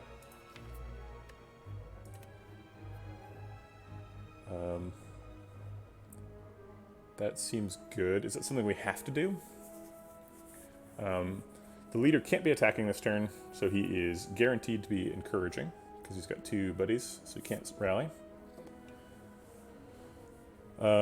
So that locks up a win. It spends an Ambrosia potion, but that seems like a pretty reasonable price to pay. Considering the alternate plan is like Omniscience a Wheel Kick and hope that it hits Gremlin Leader and then skip beta, which seems terrible. You get 3 energy, right? Because then I can play Mental Fortress first.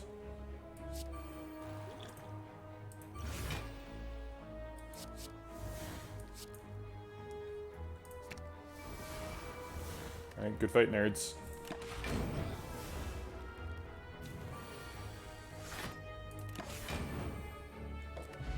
Tungsten Rod.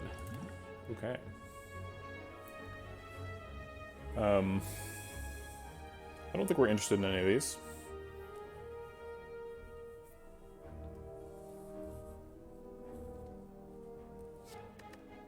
Do we ever play Collect? I think no. Yeah, we're not interested in that. Okay.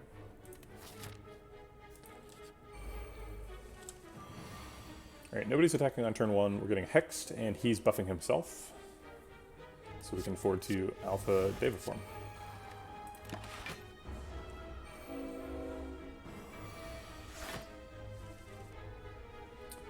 Would have been neat if we'd drawn Beta Omniscience there, but we did not.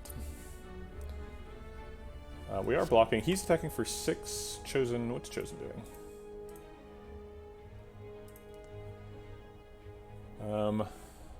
Only starts with Hex, and then alternates between Debilitate and... Oh, he's very complicated. Okay.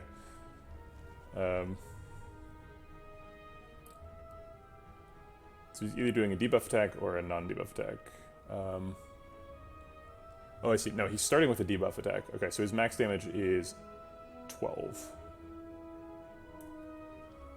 Okay, so he's either doing 12 to us or 0. And the Chosen's doing 6, so 12 plus 6 is 18. We're not in a tremendous amount of danger. Let's go looking for Beta. Omniscience is kind of like Beta. I will take that.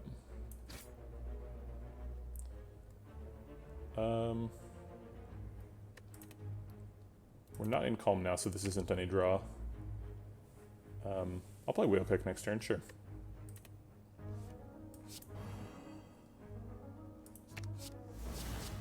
Wait. Oh yeah, okay.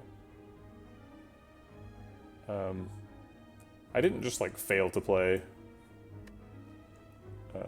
Omniscience Omega, did I? I don't think so. Okay. And we'll defend with the last energy, because why not? Okay, so now Chosen is either attacking for 21 or 12. And we may be vulnerable or not. Okay.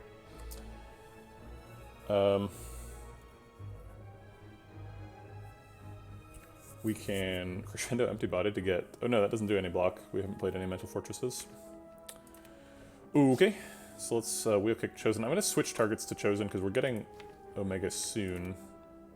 Soon TM. And so it feels bad to...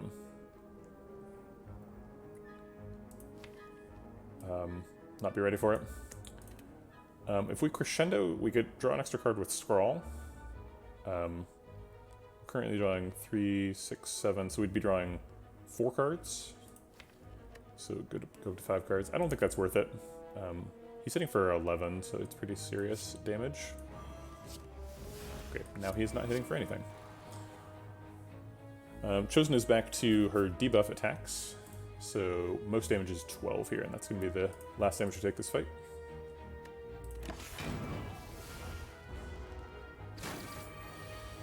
Ended up being 2. Because of Cloak Clasp and Tungsten Rod. Alright, everything here is upgraded. Another Wheel Kick seems good. Third Eye seems good too. We do have some trouble blocking, and we do have a Weave now. Strangely, Third Eye kind of like draws more cards than Wheel Kick. But it doesn't actually put them in your hand, which is sometimes important. But we have 2 copies of Wheel Kick already and a Cut Through Fate. So we're not really short on the putting cards into your hand side of card drawing. I think Third Eye is actually better because it helps us dig towards Beta or Omega better. And it helps us block, which is something we're having problems with. So I'll pick a Third Eye. I think we're probably resting here. The best upgrade is Deva Form. No, I don't even know what the best upgrade would be. Maybe Inner Peace, Scrawl. I think just resting is pretty important. We might be trying to tank a Hyper Beam here in a second. Okay, Alpha and Cut Through Fate seems like it's happening. Try and get that Beta. Nope.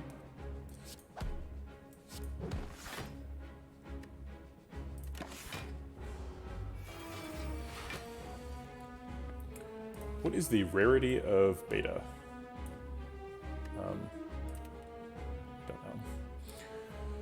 Don't know. We can Crescendo and then Scrawl, and then if it doesn't work out, we can Inner Peace. Which seems fine. Even if it does work out, if we draw Beta, we can just Inner Peace to get out.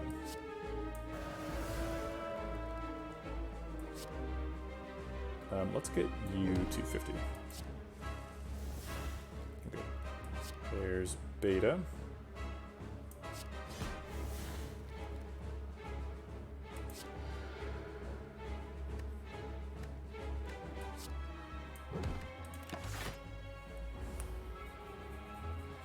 Give a 4-man Omniscience, probably. Yep. If we draw on the other Omniscience, I think 1 Omega is probably enough for this fight. At least it's coming soon. Okay, I believe this is the multi-attack turn for Bronze Automaton. Yeah, it is Bronze Automaton. Let's look him up really quick.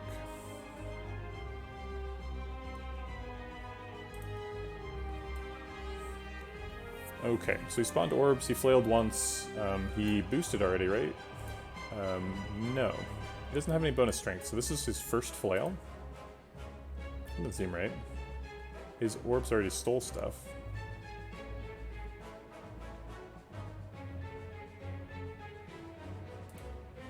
So this must be his boost turn.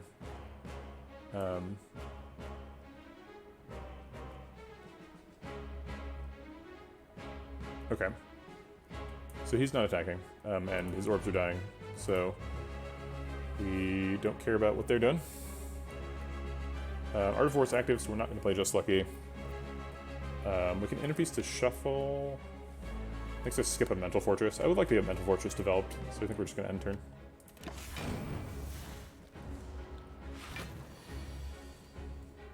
Alright, so now he's back to flailing. Yep. So he's attacking for 8 times 2 plus his strength. Which turns it into 12 times 2. So attacking for 24. I would like to Deva form, but I would also like to not take too much damage.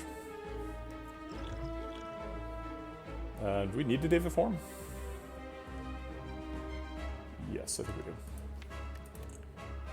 So let's Deva form and protect. And take 12.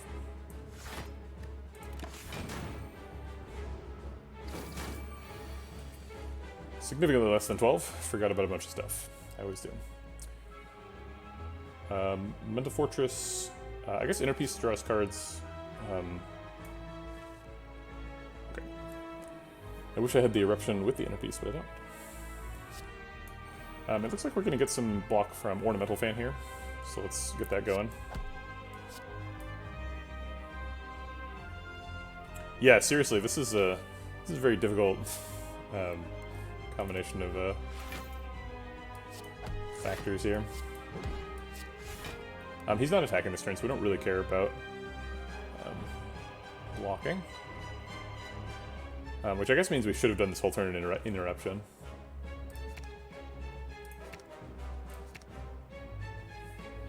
Let's see.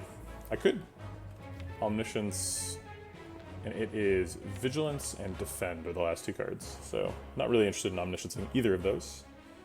But if I get rid of 3 cards, then I can Omniscience anything left in the deck. Which is neat.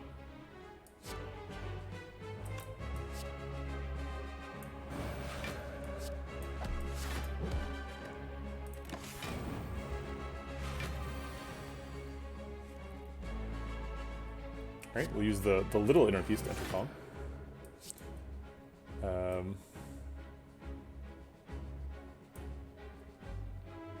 Doesn't really matter, we're killing him very soon.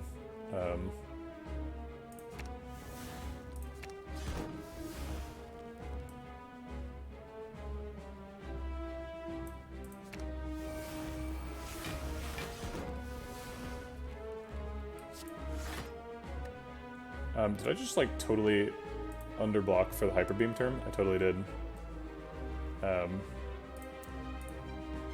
Well, we're surviving, but that was maybe I'm just using these 2 potions to block for 24.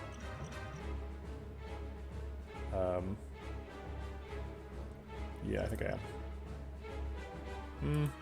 End of act health doesn't matter very much. It matters less than regular health, and we're surviving currently. So I think I'll just sit in my sorrow.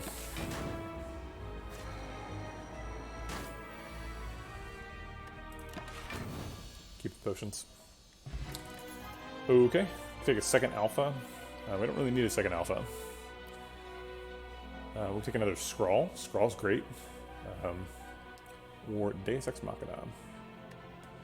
Deus Ex Machina is kind of cute with Cloak Clasp. You can just keep the miracles around and get extra block out of it.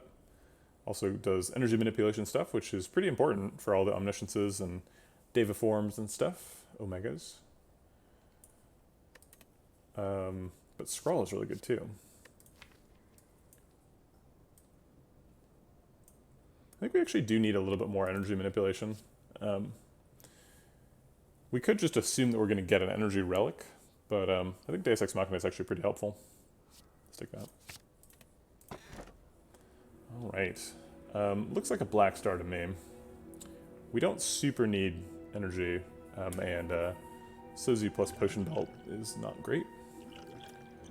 These are fine potions. We could keep those around for a while. Philosopher's Stone is very dangerous, especially against the heart, and with Runic Dome. It makes people have sort of unpredictable or difficult to predict damage spikes that can kill you. There is a nice symmetry in Philosopher's Stone and Tungsten Rod, though, because it's like every attack does 1 extra damage, except no, it doesn't. But, you know, if it hits your armor, then Tungsten Rod doesn't protect you. Black Star is neat. We are going to at least one more Elite for the Mega Elite. Black Star is always better than Skip. Which I'm not sure I can say about these two. They have pretty significant downsides, and the upsides are questionable. So I think we're taking Black Star. Okay, Donu Deka, the only meaningfully AoE-centric Act 3 boss fight. We have to go here, so let's go through question marks, I guess. Alright, he attacks for 11 on turn 1, I think. Let me just consult my thing really quickly. Yeah, it's either 11 or 16. Okay. So plan on 16, I suppose. I think it's just Alpha, double defend. Skip the strike because of Ardvor. And Cloak Clasp, theoretically, I suppose. Wheel Kick could draw us into Beta. This fight's a little bit too fast for Deva Form to matter a ton. We could Third Eye to get some block, and then have Wheel Kick be way more likely to get us Omega. I like that. Probably not interested in Eruptions fight. Inner Pieces. Okay. Yeah, we have Inner Piece Empty Body, so that seems like good little combo there. Let's see what we drop. The Scrawl. Well, we can't use the Scrawl. We're committed to attacking this turn, so might as well throw that in there.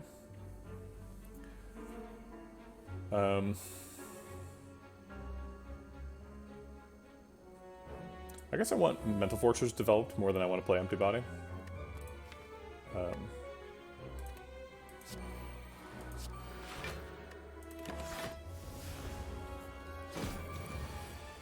Alright, still no Beta. If Cut Through Fate finds Omniscience, that's not enough energy without the potion.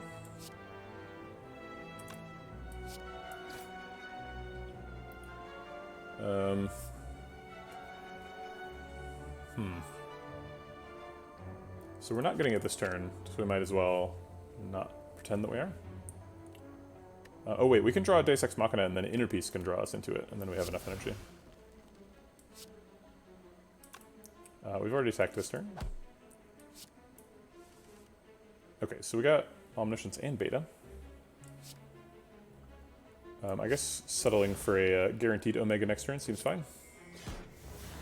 And then we should block for as much as we can, which I guess is Protect. Protect and Just Lucky.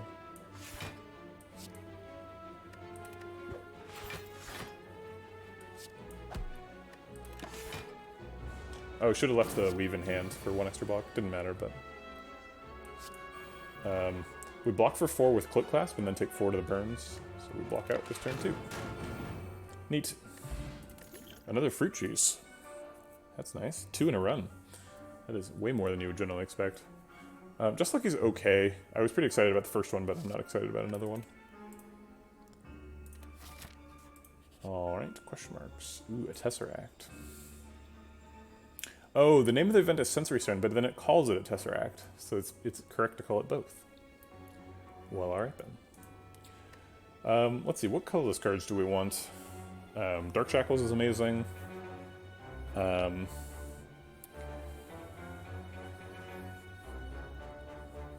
Healing bandage thing, I guess I would take maybe. There's also card draw.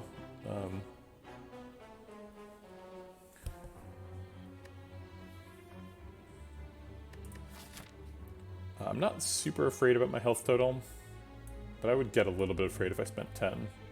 So I think I'm going to spend 0. Madness could work. Deep Breath is bad. Dramatic Entrance is bad. Madness, I think, is the only pickable one, but I think it's probably worse than Skip.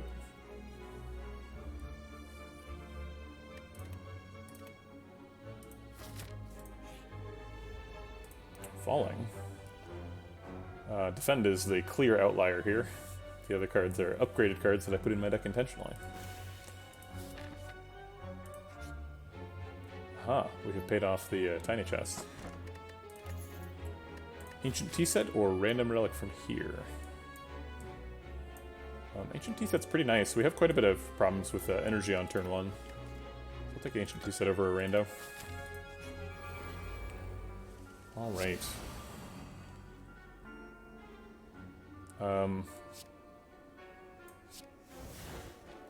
Let's go for it.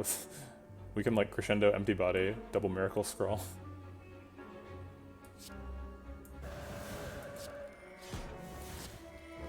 I think I'll not Empty Body. I might want to block with the Stance Exit effect in a Mental Fortress.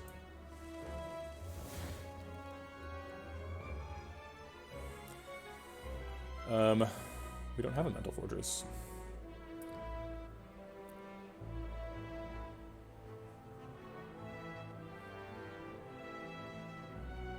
We can Inner Peace Empty Body to,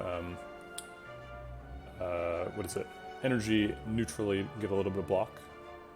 What's the max turn 1 damage from Darklings? It's like the outside one's attack for 9 times 2, and the inside one attacks for 11 or something.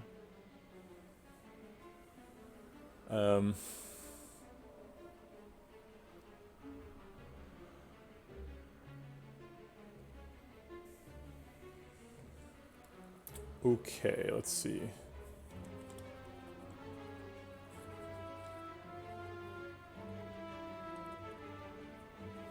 Oh, they can't do their chomp on turn 1. So the max damage is, if they all choose 11, they all do 13 damage. So take 39. That's a lot of damage. But we do get to Omniscience of Beta. It's probably not happening too, right?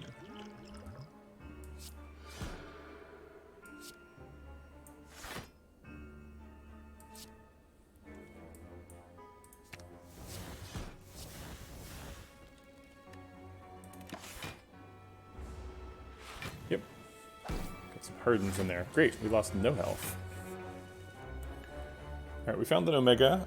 It is surprisingly not lethal. So I think we're gonna, like, Omega protect Just Lucky. And it'll probably be lethal next turn. We can actually make it lethal on this guy. Just another Omega. Okay. So only this guy can attack, and he can't do 31 damage, so we're safe. Alright. Wow, we, mission accomplished. We filled up our potion belt. That's impressive. I think no on a third Mental Fortress. That seems like a lot of Mental Fortressing to be doing. Perseverance is fine, but not that impressive. And Third Eye, kind of the same. I was pretty excited about the Third Eye Plus, but there's a big difference between Third Eye Plus and regular Third Eye, so I think we're going to pass here. Try and keep the deck good. Ooh, Strength Reprimancer, that's that's a bit of a challenge.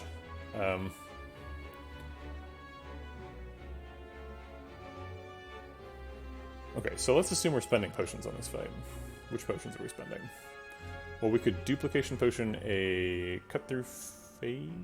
I would prefer to do the cut through fate because then I could find beta, but I guess maybe that's not possible.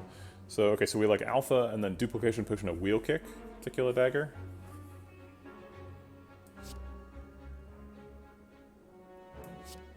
And then we like cut through fate and fire pot to kill the other one.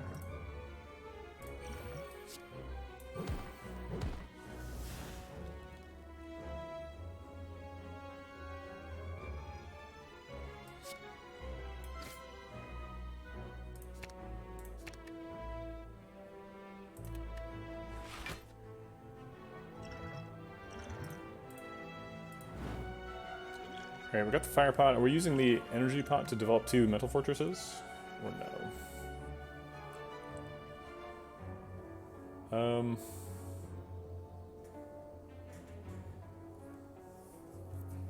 I think no.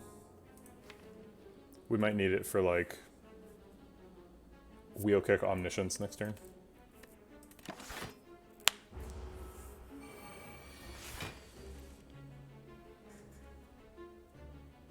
We can draw with inner piece, inner piece. We'd still have enough energy for beta if we draw it.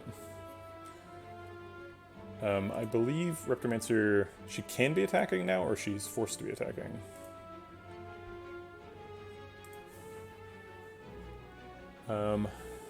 So yeah, she can't use sneak strike 2 in a row. But she could be either summoning or attacking. So big attack is 34. Snake Strike is 32.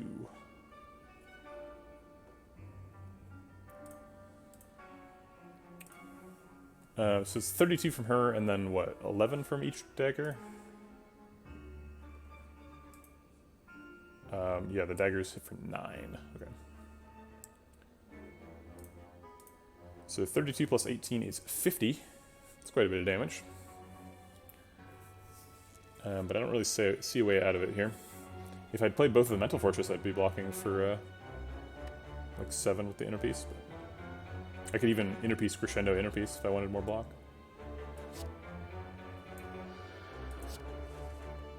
Alright, we did find an Omniscience, so we can Omniscience the beta. Increase our chances of getting lethal next turn. Or getting not lethal, but you know what I mean. The thing that we're trying to do. Just lucky blocks for 2, which is something. It gives me a little bit less energy next turn. Energy next turn probably doesn't matter too much because we're probably drawing Omega.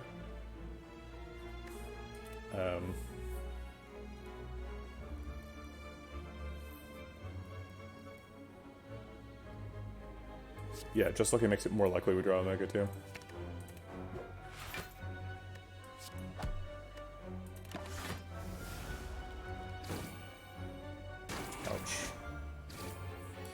Well, they hit us for the full 50.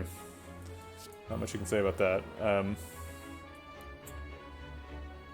Defend is definitely happening. I think we might need to drink the fruit juice here to make sure we don't die. Yeah, because she can hit for 32 and we're currently at 29. So even though we're Omega-ing, we have to drink fruit juice or risk dying. Okay. Oh right, I forgot about Cloak Clasp again. Yikes, we did the right thing. Okay, so that's her. She attacked twice in a row, but they were different attacks. She did the big attack the second time and the multi-attack the first time. So she can be attacking again. It is allowed. And unfortunately, there's very little we can do about that. We basically just have protect, defend, and hope.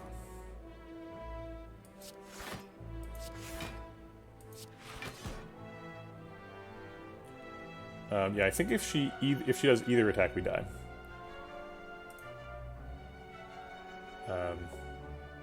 So we're living on a 33% chance here.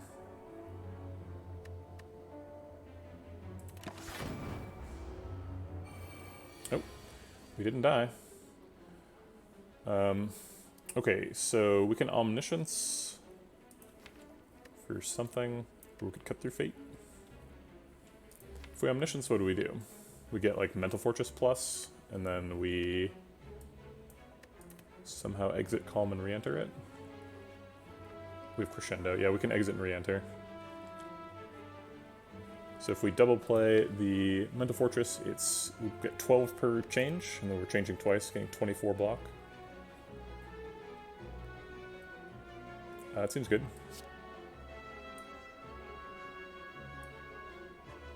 Oh wait, we could just Omniscience Omega and win. Okay, alright.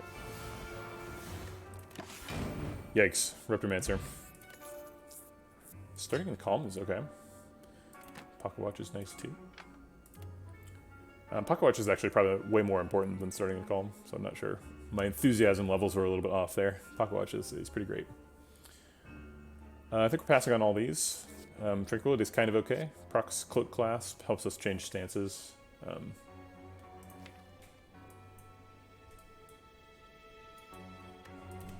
But it's kind of a junk card. Junks up the deck. Alright, we're clearly resting because we're at 2. Are we dodging this elite, or are we going and fighting an elite? Fighting an elite is brave here. But hallway fights are also dangerous. We've got Ancient T-Set. We've got Black Star. We should probably do it. Made a lot of bold moves in this run. In Act 1, 2, and 3, I've been like, I'm making this decision. It could end up killing me, but here we go. Right, it's Giant Head. What is Giant Head's max damage when he's not doing the big attack? Okay, so it's 13 or nothing. Alright, so we're always playing Wheel Kick, or Alpha rather. And then I think we are also playing Wheel Kick. Let's go find that Beta. We didn't find Beta, but we found something interesting. Buried in the sand. A Daviform. Alright, we only made 4 block. Hopefully that's enough. Or I guess 6. Okay, dodged him that time. We get to Omniscience here. Seems like we're probably Omnisciencing Beta. Giant Head is scary because even if you get Omega down, he's like, okay, what now? Okay, so we can play Mental Fortress, and that would be like a good thing, right? We'd have a positive, we'd have a buff, but we would draw 3 fewer cards next turn. And the cards seem really important.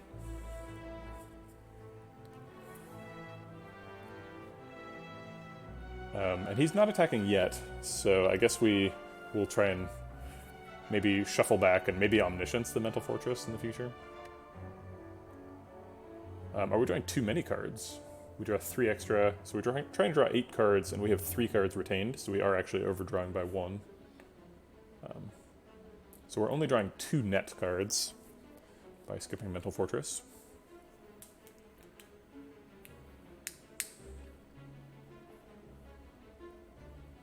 Yeah, if there was a card that was like, if I currently had the Mental Fortress effect, and there was a card that was like, remove your Mental Fortress effect to draw 2 cards next turn, I would play that card. So I will play that card. Okay, there's Omega.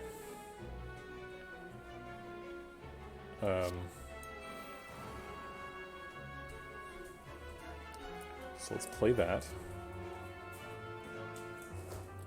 Mental Fortress seems good. And then I think just Vigilance Defend. Because he can be attacking this turn.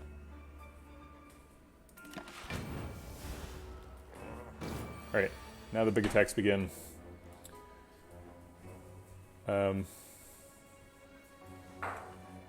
Okay, so what do we do? He's hitting for 40 as the first big attack, I believe. Yeah, so 40 first. It is a very scary fight, yeah, for sure. We've got to last like 9 turns now. Or find a way to do significant damage. We actually, our backup plan, the like alpha, or not alpha, the Daviform Wheel Kick plan is great against Giant Head. So hopefully we have time for that to pay off. But this turn we have to block for 40. So let's play 3 protects. Those block for a bunch. We've got 4 Mental Fortress. And we can't get any more of it because it's in the discard. Along with Omniscience. Unless we scrawl like crazy, which might actually be possible.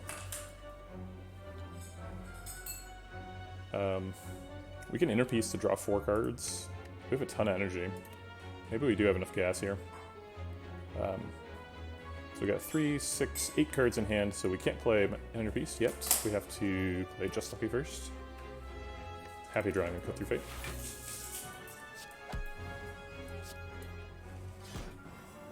Alright, there's the other Omega. So now he's on a probably 4-turn clock, which sounds a lot better than a 9-turn clock.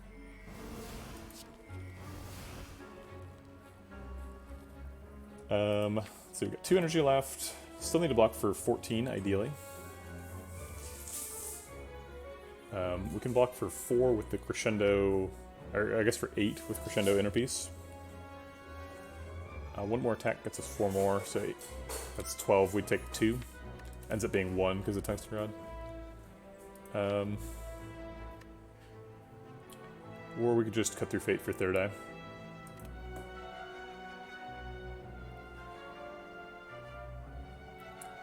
Cut Through Fate for 3rd eye, I think fine.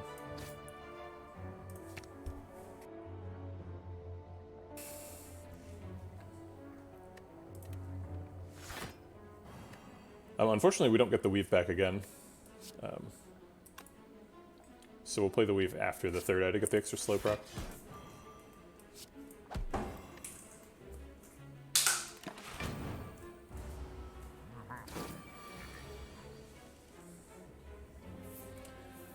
No card draw. We did draw Protect naturally, that's nice. We probably want to change stances a bunch. So we're in Calm, we could go into Wrath, we can exit, and we can go into Calm. Probably want to end in Calm just in case next turn needs us to be in Calm.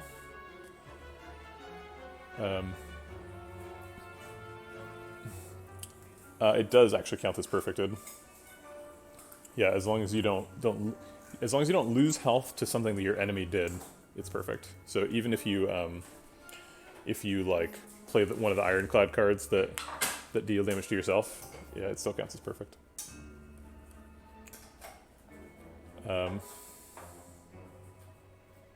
Yes, you can perfect after offering.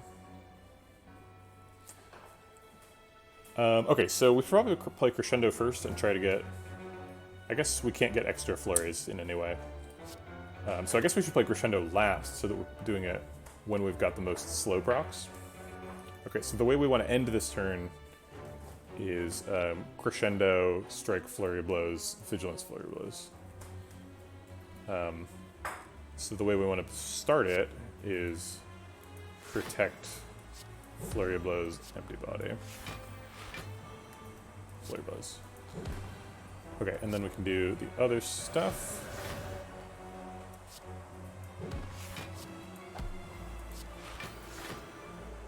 We could keep the Flurry Blows in hand to get an extra block. We are actually... It is actually the difference between perfecting this fight and not. So I guess I won't do it. 7 damage. Oh wait, no, he's only hitting for 35? Is it? I thought for some reason it was 45. Oh, it is 45. Yeah, because this is his second attack. Oh wait, was his second attack last turn? Now I'm confused. I wish it was like a log in this game, where I could see what's happened. I'm gonna assume that this is his second attack. This might be wrong. And then going up to 44 block means I take 0 damage. That was the second attack, yeah. Okay. So we have to do 35 damage this turn if we want to win. We have a bunch of scry stuff. Let's defend first for the slow proc. And then, oops, crap. We were supposed to weep before we did that. Looks like we're getting there anyway. None of these do damage. And we're drawing with wheel kick. Yeah, okay, he's done.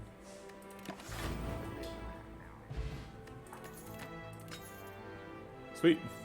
That was a pretty decent little reward section. This elite was hella worth it. I'm glad I didn't go through that hallway fight. Okay. I don't think we want any of these. Second crescendo would be too many crescendos. Alright, so this probably has to be our sapphire key. Hey, GZ bracelet.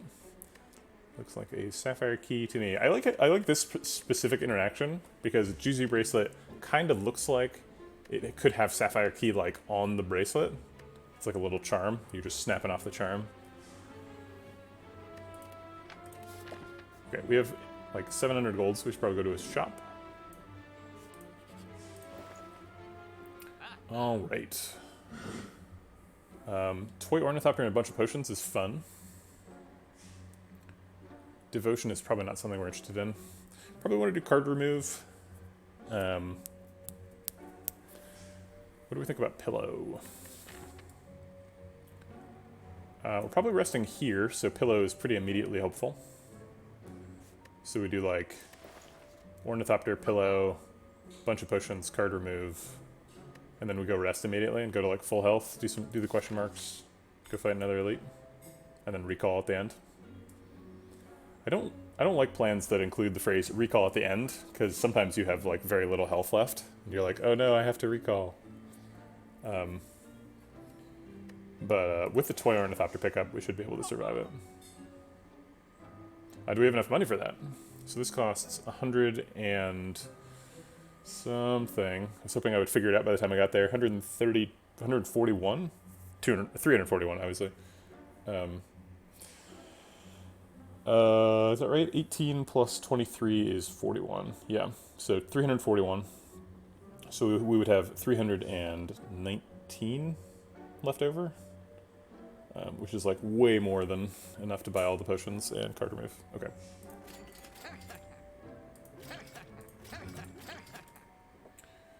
And get the strike out of here. Okay. That's a shop. We shopped. Let's get that health. Alright, Mind Bloom. This is going to eat our Ancient Tea set if we go fight the elite. I don't know if we're ever planning on healing again. Maybe we could upgrade all cards. It's pretty good. We need a lot of upgrades. 2 Omniscience upgrades, Deus Ex Machina, 2 Protects, a Mental Fortress, 2 Wheel Kicks, 3 Defense. Yeah, it's some pretty good upgrades, but I don't know. I just always get spooked by the you can no longer heal, especially like right after buying a Toy Ornithopter and a Regal Pillow. Seems wrong. So I think we just fight a boss from Act 1, just like normal. Hey, it's Slime Boss. It's probably the best outcome here. Ooh, you know what? I thought Teardrop Locket didn't matter, but Teardrop Locket plus Inner Peace is pretty dope. I like that. Alright, so we're gonna do this and this, try and find Beta. We're gonna have Inner Peace draw us Stava form.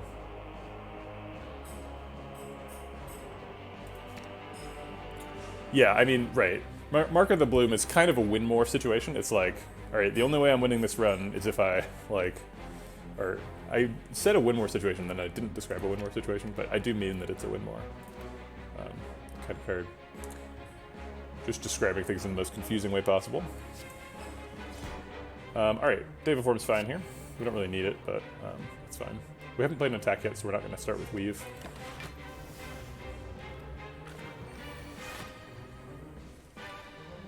Alright, he's not attacking, but we can't do anything interesting.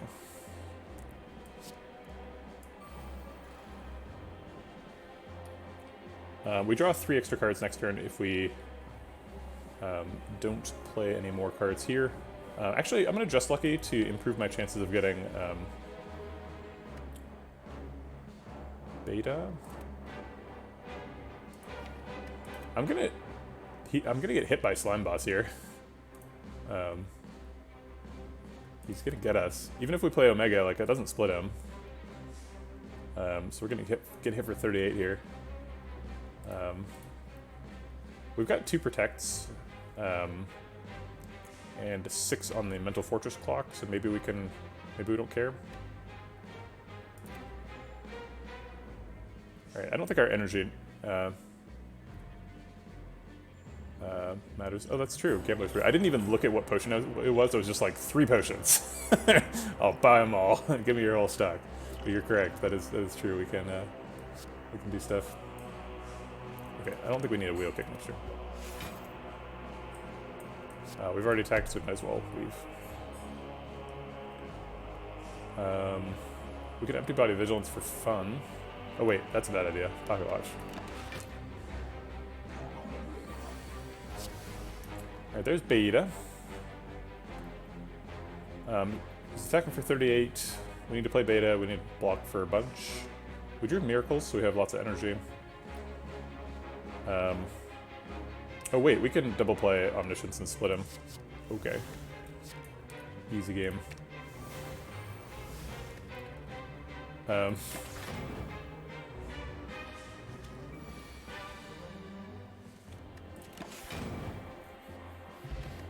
Ooh, Gambling Chip. Oh my god. What? That's nice. Foresight and Cut Through Fate both help you dig through the deck in slightly different ways. Cut Through Fate is more like useful immediately on the turn you play it, but Foresight is like way more powerful over the long term.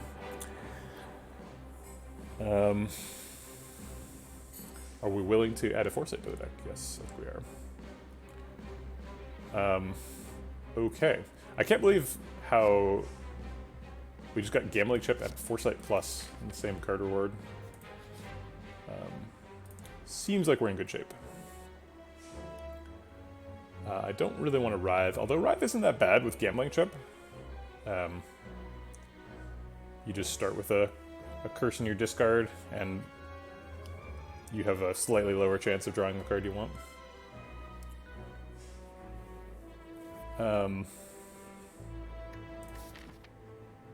We're not likely to be able to remove it anytime soon, though. Like, the Act 4 shop is our first opportunity to do that. We might not even have enough money. We need to get to 100 money. And you don't get do you not get any rewards from the Act 3 bosses? I think you don't. So it's like, this guy's money only. I think he probably gives us 20 money, though. Healing for 16 is nice. We get pretty much full value at it. We heal for 15. We don't super need it, because we have the 4 potions and the Ornithopter and the pillow, but...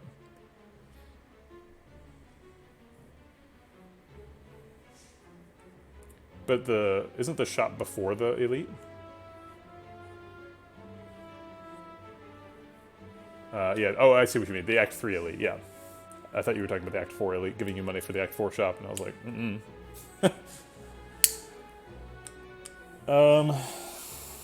yeah, I think I'll take a Writhe for 15 health.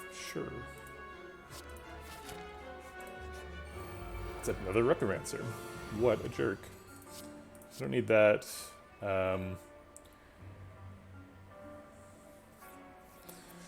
The default should be to throw cards away, right?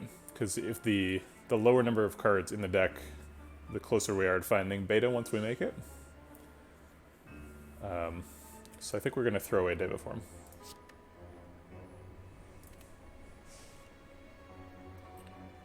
Okay. Alpha Cut Through Fate can draw Beta, Alpha Third Eye cannot draw Beta, but Alpha Third Eye gets you closer. So let's Alpha Cut Through Fate, and then if we don't find it, Third Eye as well.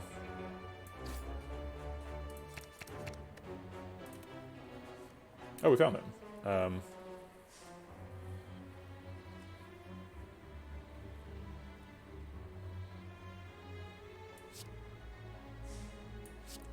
This is an awkward situation where I'm at full life with a Toy Ornithopter, but I want to play this Fire Potion to prevent taking 9 damage.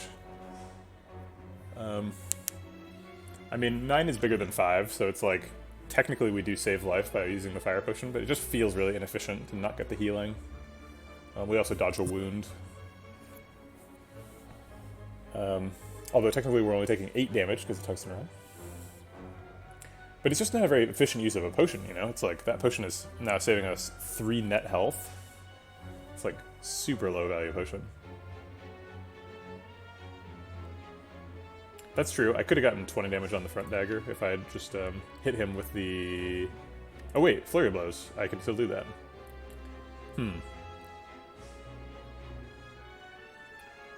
Okay, well... I mean, it saves me 3 health, but it also kills a dagger. And killing a dagger on this turn is pretty important. That's true. He was at perfectly at 20, so we could have been slightly more efficient if we hadn't done that. Actually, we just cost ourselves 3 card draws with that Flurry of Blows. I was planning to not play that. And changing that plan is a pretty big deal. So I'm going to restart and not do that.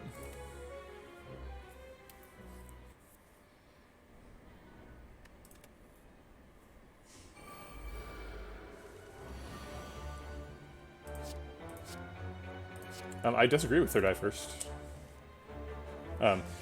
If we, because we alpha and then cut through fate, and we actually did draw beta, but we wanted to play beta turn 1, because then we can play Omega turn 2, potentially. Alright, so we're going to do this, same as last time, except we're going to target the front guy so we can target the back guy with the thing. And not play a third card.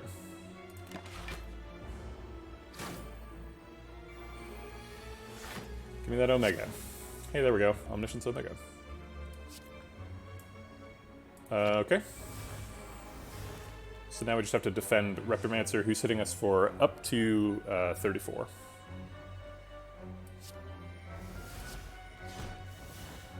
This is our max block. Not quite getting there, but close enough.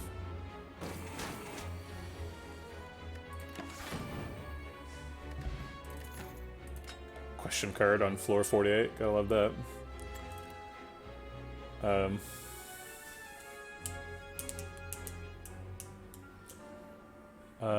Nope. I don't think we want any of these. Tantrum's kind of interesting.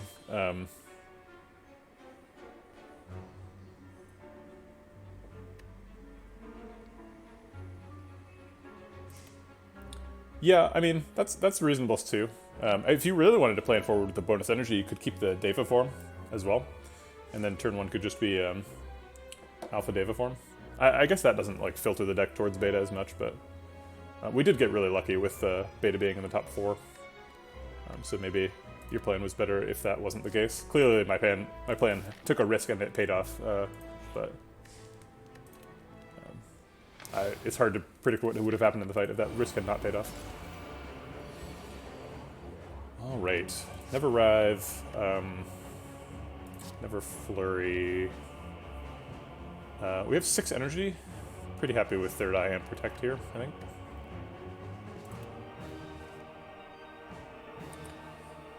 No card draw. So we can't go get beta this turn.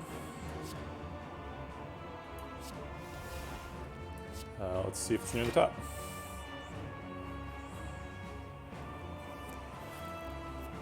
I don't think we want any of these before beta. And I think we just protect. Let's go ahead and pull up the bosses here. I believe it's 12 times 2. I just want to check. It is 12 times 2. Okay, so we're getting hit for 24. We're currently blocking for 9 plus 3 is 12, plus another 4 is 16. So if we protect, we block for a net 11, so we go up to 27, blocks out. If we vigilance, we block for a net 7, oh shoot. Now I've forgotten what the math is. So it's 9 plus 3 is 12, plus 4 is 16, plus 7 is 25, so that blocks out 2 and lets us save the protect. Seems better. Oh shoot, it didn't block out. Oh wait, what? I thought, oh my god. In my head, Plated Armor and Tungsten Rod interacted the other way. This is a glorious day. I thought they did the wrong thing, but they do the right thing. You don't lose the Plated Armor if you take one, like, quote-unquote attack damage that doesn't result in the loss of health. Receiving unblocked attack damage. Isn't... Tungsten Rod only applies to unblocked attack damage. I don't understand why I didn't lose a Plated Armor there. It seems like I was supposed to lose a Plated Armor. Okay, whatever, I'm not complaining. I guess I just learned how that works today. Okay, so we're already blocking for 14. He's hitting for 30, so I could use 16 more block.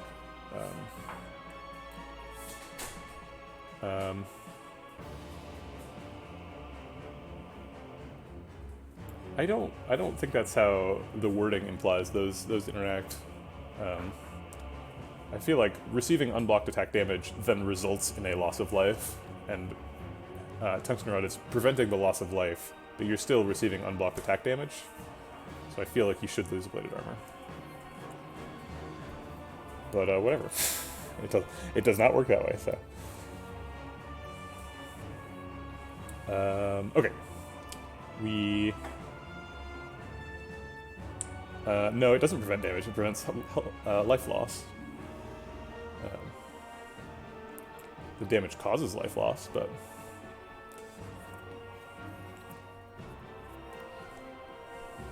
Because, like, Tungsten Rod prevents all sources of life loss, right? Not just damage. So it's like, after it's done being damaged, it becomes life loss, and that's the thing that Tungsten Rod says it prevents. But apparently it prevents damage, so I don't know.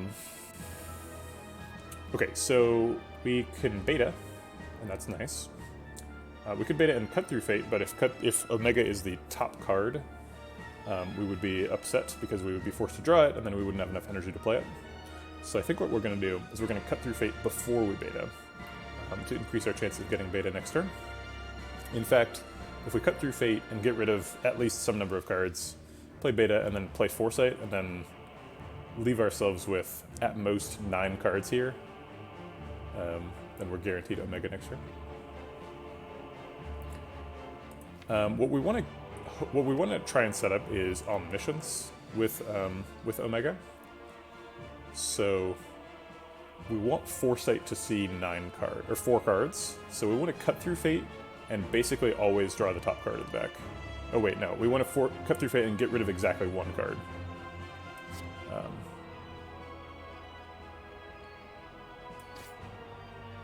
Okay, so Omniscience is the top card, so we're forced to get rid of Deva Form if we want to make it work. Oh wait, no, we're not forced to get rid of anything. Because Omniscience is the top card, then as long as Omega doesn't go on top of the deck, we increase our chances of putting Omega and Omniscience in different hands by leaving all the cards. So we'll leave all the cards. We don't actually have to play Foresight now, because we're either drawing Omega or not. So if we need that energy for something else, we can do that. Okay, so we're blocking for 14. We have 3, 6, 8 cards in hand, so that's 14 goes up to 22, plus the 4 block from Plated Armor, plus apparently the 1 from Tungsten Rod that counts, so it goes up to 27. So we need to block for a net 3.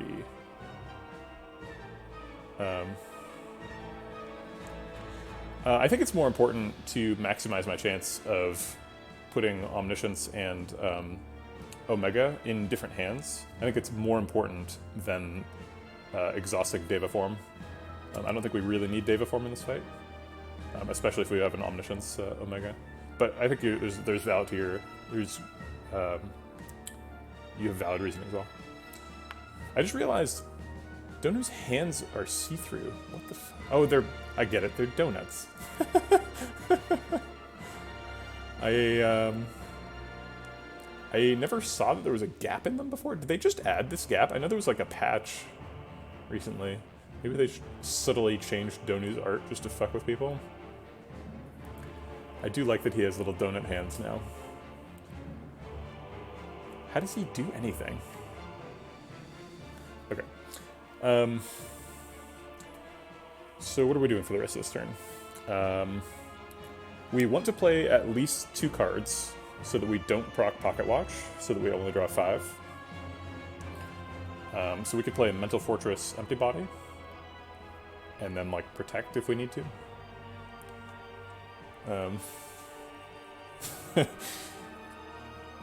I think that would be excellent if they decided that Donu needed hands. No, I think now that I'm like looking at it out of the side of my, out of the corner of my eye, I think that is the regular Donu art. I don't think that has changed. Okay, so Mental Fortress, Empty Body develops power, blocks out for this turn, and allows us to develop Foresight, which is pretty neat.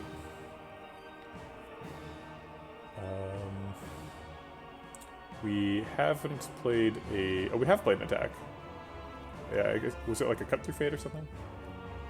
I missed that part. So I guess we'll take the free damage, because why not?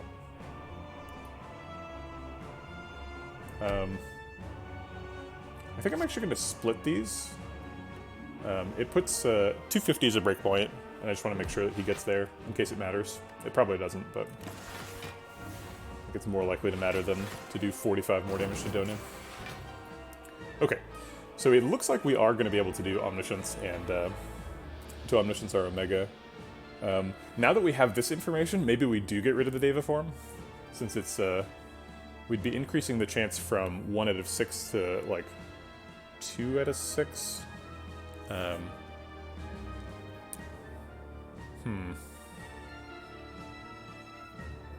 Nah, I like it at 1 out of 6. I'm pretty sure that wins us the fight, so. The Deus Ex Machina is nice too, it lets us protect now. Cool, alright. I wonder if it would have been the top one. This thing says it's defend, but who knows. Alright, Omniscience Omega. That seems good. I like that part of the turn.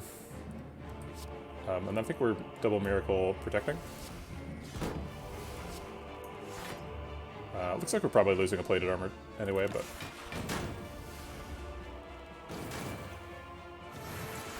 That's okay. Alright, this is the last turn we have to really protect for. I'll just keep all the block stuff. We could wheel kick to look for more block stuff.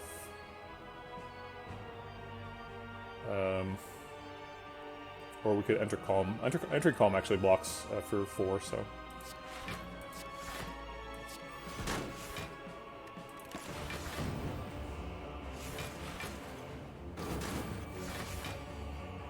Alright, good fight.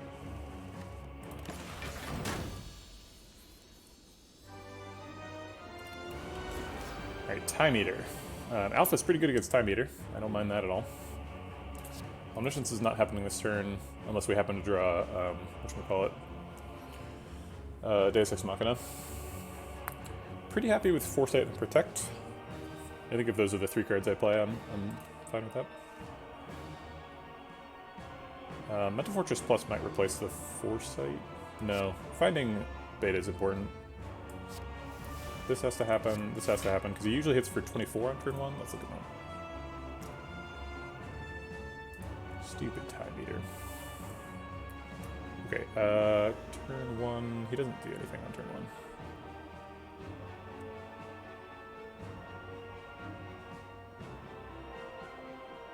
So it's either 32, 24, or not attacking.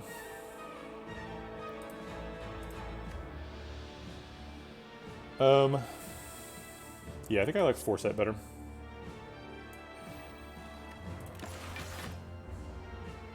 Not attacking. Alright, we're frail. Definitely getting rid of that. Oh, I tried to look at his intention. I was like, hide these for a second, I want to look at what he's doing. Huh, well, that doesn't quite work. Something seems to be wrong with my thing. Diva Form is good in this fight. We have 5 energy. Diva Form Protect is a fine turn. I'll let that happen. Probably losing Diva Form again to Omniscience, though. Omniscience Beta is probably better than Diva Form. Diva Form.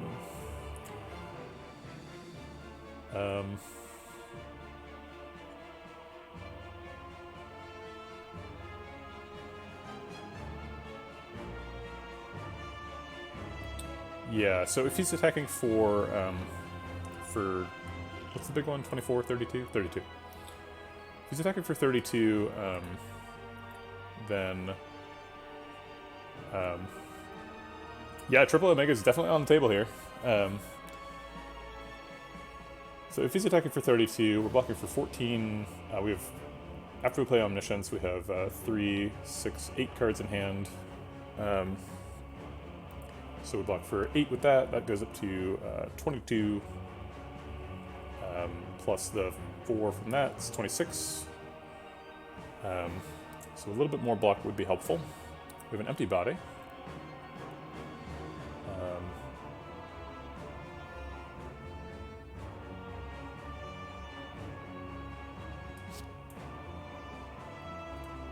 Alright, let's put that bait on.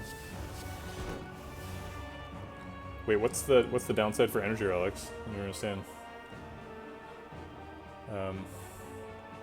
We didn't take any energy relics, that's weird. Took Astrolabe and Blackstar, right? We are probably resting. I don't think there's any way we lose this fight, particularly. So I think I will empty body. Do I want to defend? No, that's so little block. It's 1 block if we don't play it, 3 block if we do. Okay, I think we're done.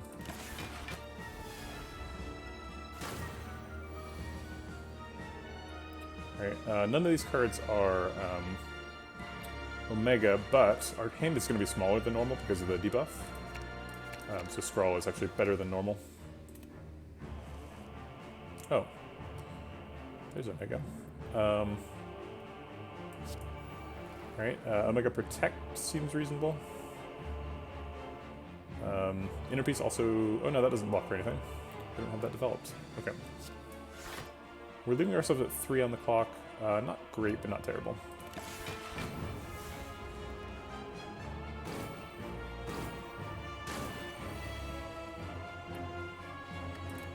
Alright, we've got 7 cards left. They do contain an Omega.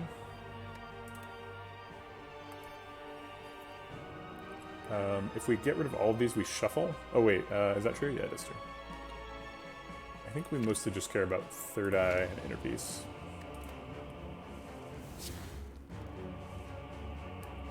So it's like Omega, Third Eye, Defend. To finish out the clock cycle. Mental Fortress seems good. Another Inner Peace next turn? No, we don't need that. We're going to be in Calm anyway. Or wait, no we're not. We're not playing this one. We're playing Defend.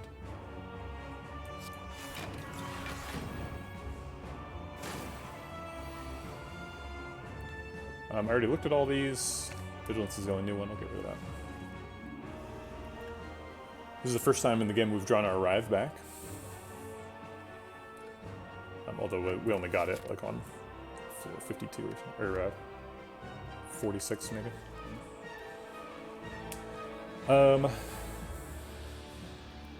Mental Fortress Inner Peace does something. Probably need Protect this turn.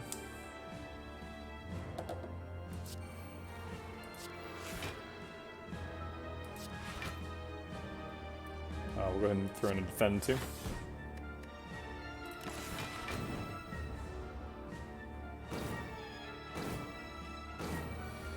Right now he's healing, so we don't want to do anything. What could we Omniscience? The Mental Fortress, potentially? It's probably the best target for it. So I'll leave all these cards, actually, to maximize the chance of that.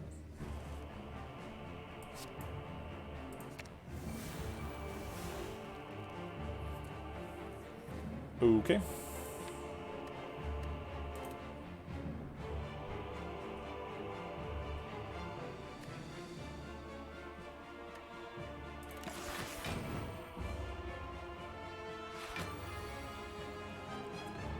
We don't need that or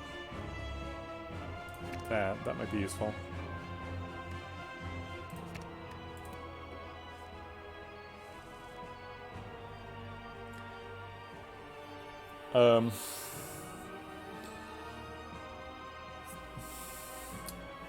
Okay, so empty body blocks for a ton. Let's start with that. And then, do we try to draw more? It seems foolish with 8 on the clock. I think we'll just Third Eye to finish blocking for this turn. And have Inner Peace block for us next turn. Alright, and next turn is the last turn we really care about blocking. So we'll just like Inner Peace, double protect.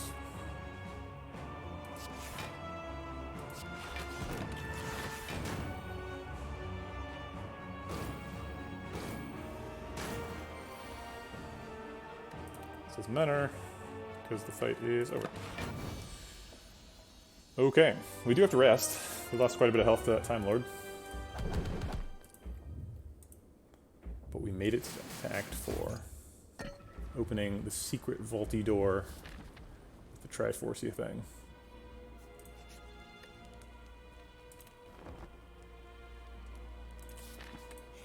I didn't really think about upgrade there. Probably should have. We got we're not super low, but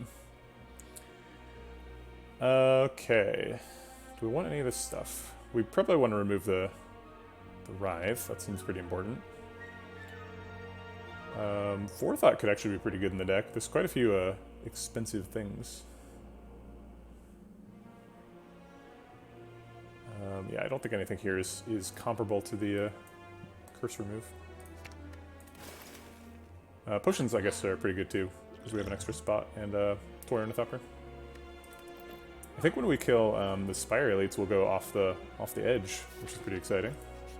If we kill the Spire Elites, I don't want to be presumptuous. Spire Elites have killed many a overconfident run. We have 6 energy because of this thingy. Used to look like a boat. Now it looks like you're drinking tea. Alright, so let's go and pull up the Act 4 Elites. Okay, so the max damage Spire Shield can be doing on turn 1 is Bash, which is 14. But he's behind us, so he does an extra 50%. It's extra 50%, right? I don't think I'm allowed to mess over this well. Yeah. While that other thing is up. It is 50%. Okay. So he could be doing 21, and then Spire Spear is always using Burn Strike, so he's always doing 12. So 21 plus 12 is 33. Okay. So if we plan on playing Alpha and Devaform and Protect, and we draw 1 card, replace this Defend, then we will end up with 2 cards in hand, 12 block. So 12 plus the 4 from the Plated Armor is 16. Plus the 2 cards in hand is 18.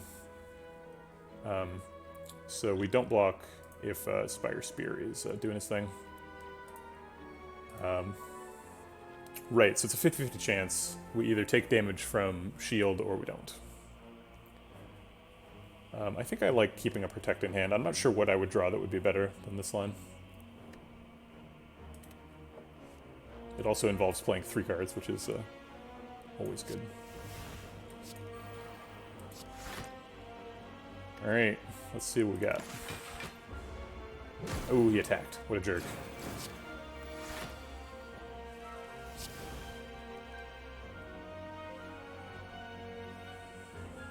Okay, so Spire Shield did attack on turn 1, so now he is doing the other thing, which is he's fortifying. So he is guaranteed not attacking now. Spire Spear is now skewering, so he's attacking for 40. I actually like the more damage turn 1 more than the if shield blocks on turn 1, because turn 2 is so dangerous. Like, you get these burns, and Spear is guaranteed attacking for 40. If shield is attacking too, it can really wreck your run. We have 3, 6, 9, 10 cards in hand, full hand. So if we want to play that Inner Peace, we're going to have to break our pocket watch open into little pieces, which I'm okay with. So I think we're going to play an attack this turn too. We have Devaform ticking, so we get 6 energy next turn, even if we don't proc Art of War.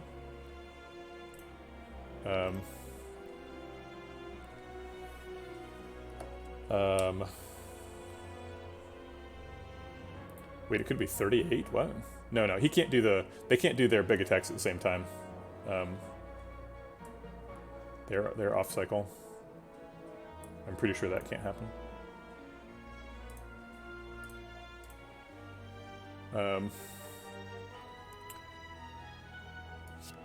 Okay, so if we play Protect and then draw cards, we still have enough energy to play Beta. We still have enough energy to play Omniscience as well.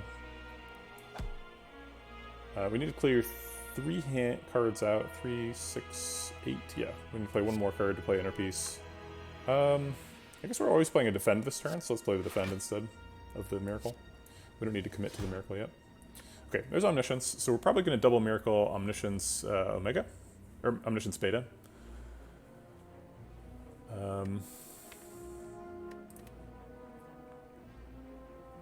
He's hitting for 40. He's not attacking, so we're relatively safe.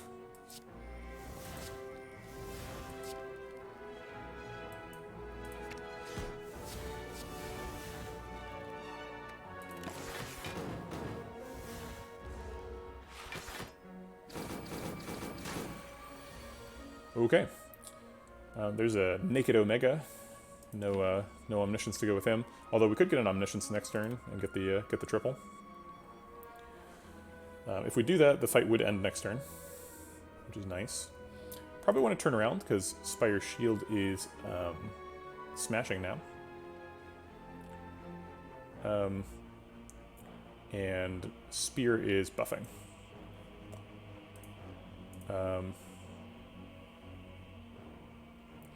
Okay, so how do we turn around? We have to cut through Fate. It's the only turnaround option we have. We have 6 energy. We can get a little bit more from Empty Body. We can also block for quite a bit with Vigilance and Mental Fortress. Can we play all the cards? We cannot. Oh yeah, we can, because this gets us 2 extra energy. So we can play exactly all of these, but then we don't get to play the Cut Through Fate card, no matter what it is. I guess let's find out what it is first. Okay, so we are guaranteed to get Omega next turn, if we want it. And it seems like we probably do. We can't play 2 this turn. Oh wait, we can play 2 this turn. We could Empty Body and play both Omegas. We take a bunch of damage from Shield if we do that. So he's hitting for 38. He's hitting for 38. We would be blocking for 7.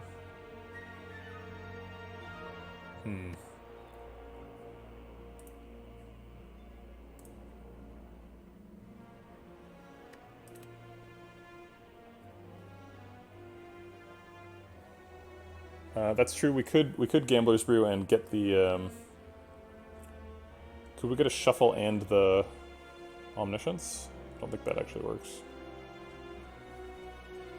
We have 2 of them, so the other one is right here.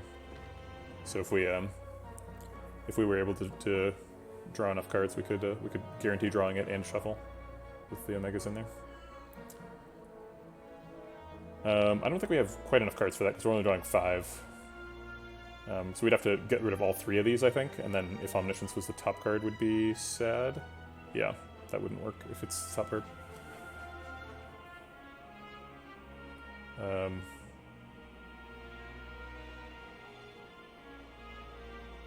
I mean, Omniscience only costs 4. We have 5 energy left. Okay, so I think we're just taking 3rd Eye Plus here and getting rid of Wheel Kick. And then just not playing 3rd Eye Plus.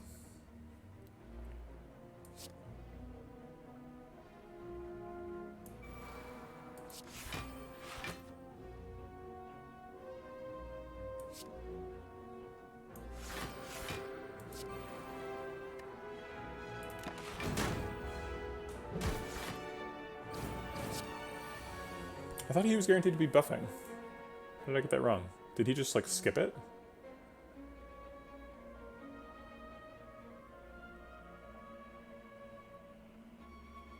Oh, yeah, I guess it was a 50% chance. Okay. Well, he's guaranteed to be buffing now. Shoot. And then Spire Spear can be attacking. Maybe this is the Gambler's Brew. Get a little bit of health back. Try and draw some block. Yeah, I think I like that.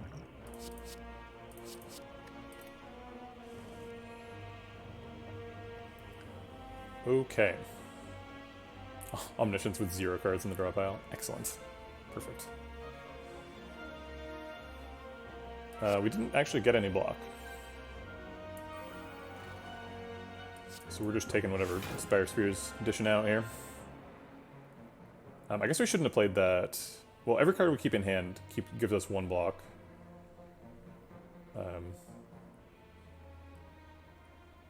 And the fight ends next turn no matter what we do. So we should maximize our health by keeping these cards on.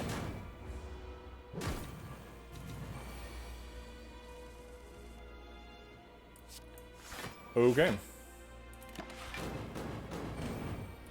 Act 4 elites, always dangerous. We did get the little magical check mark of glory. And a floor 55 lessons learned. Okay.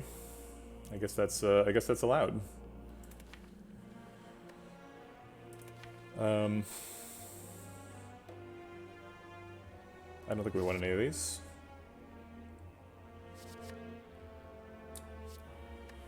Extra third eye I think is closest to skip, but I think skip is the best. It's gonna be a bit of a dicey one. We definitely could get it, but I'm not highly confident. Do we ever scroll after alpha? I think we do, sometimes.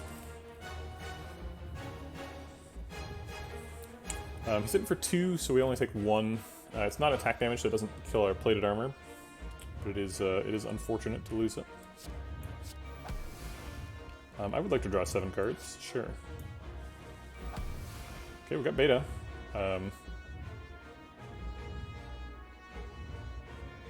Do we empty body?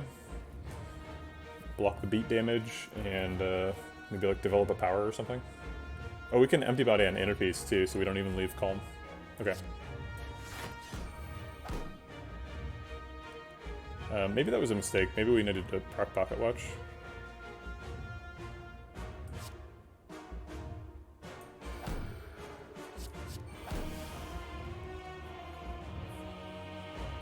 We have not played an attack, so I'm not going to play Just Lucky.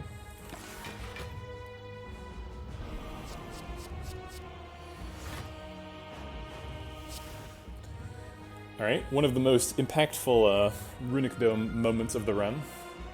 What is the heart going to do? I don't know. It's either a multi-attack or it's not. Maybe we should have power potted on turn 1.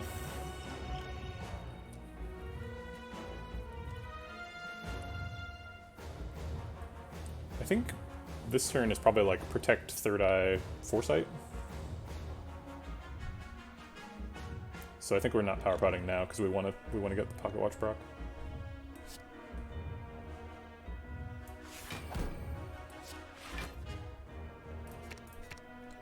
We don't want those.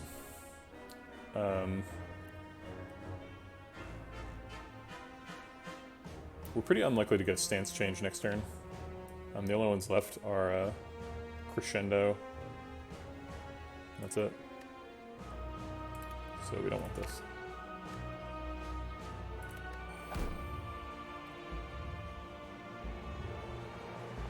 Maybe instead of Foresight, we Power Pot. What's the best case scenario for Power Pot? Probably Deva form. Maybe Fasting. It's kind of cheeky.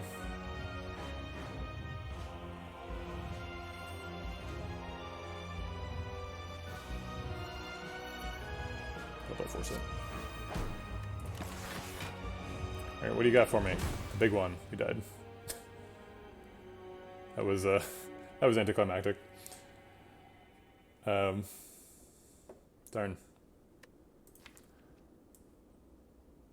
We were offered a couple of Wave of the Hands. I have to wonder if Wave of the Hand would have saved us there. Wave of the Hand is super good against the heart. We would have had to have drawn it and procced it, but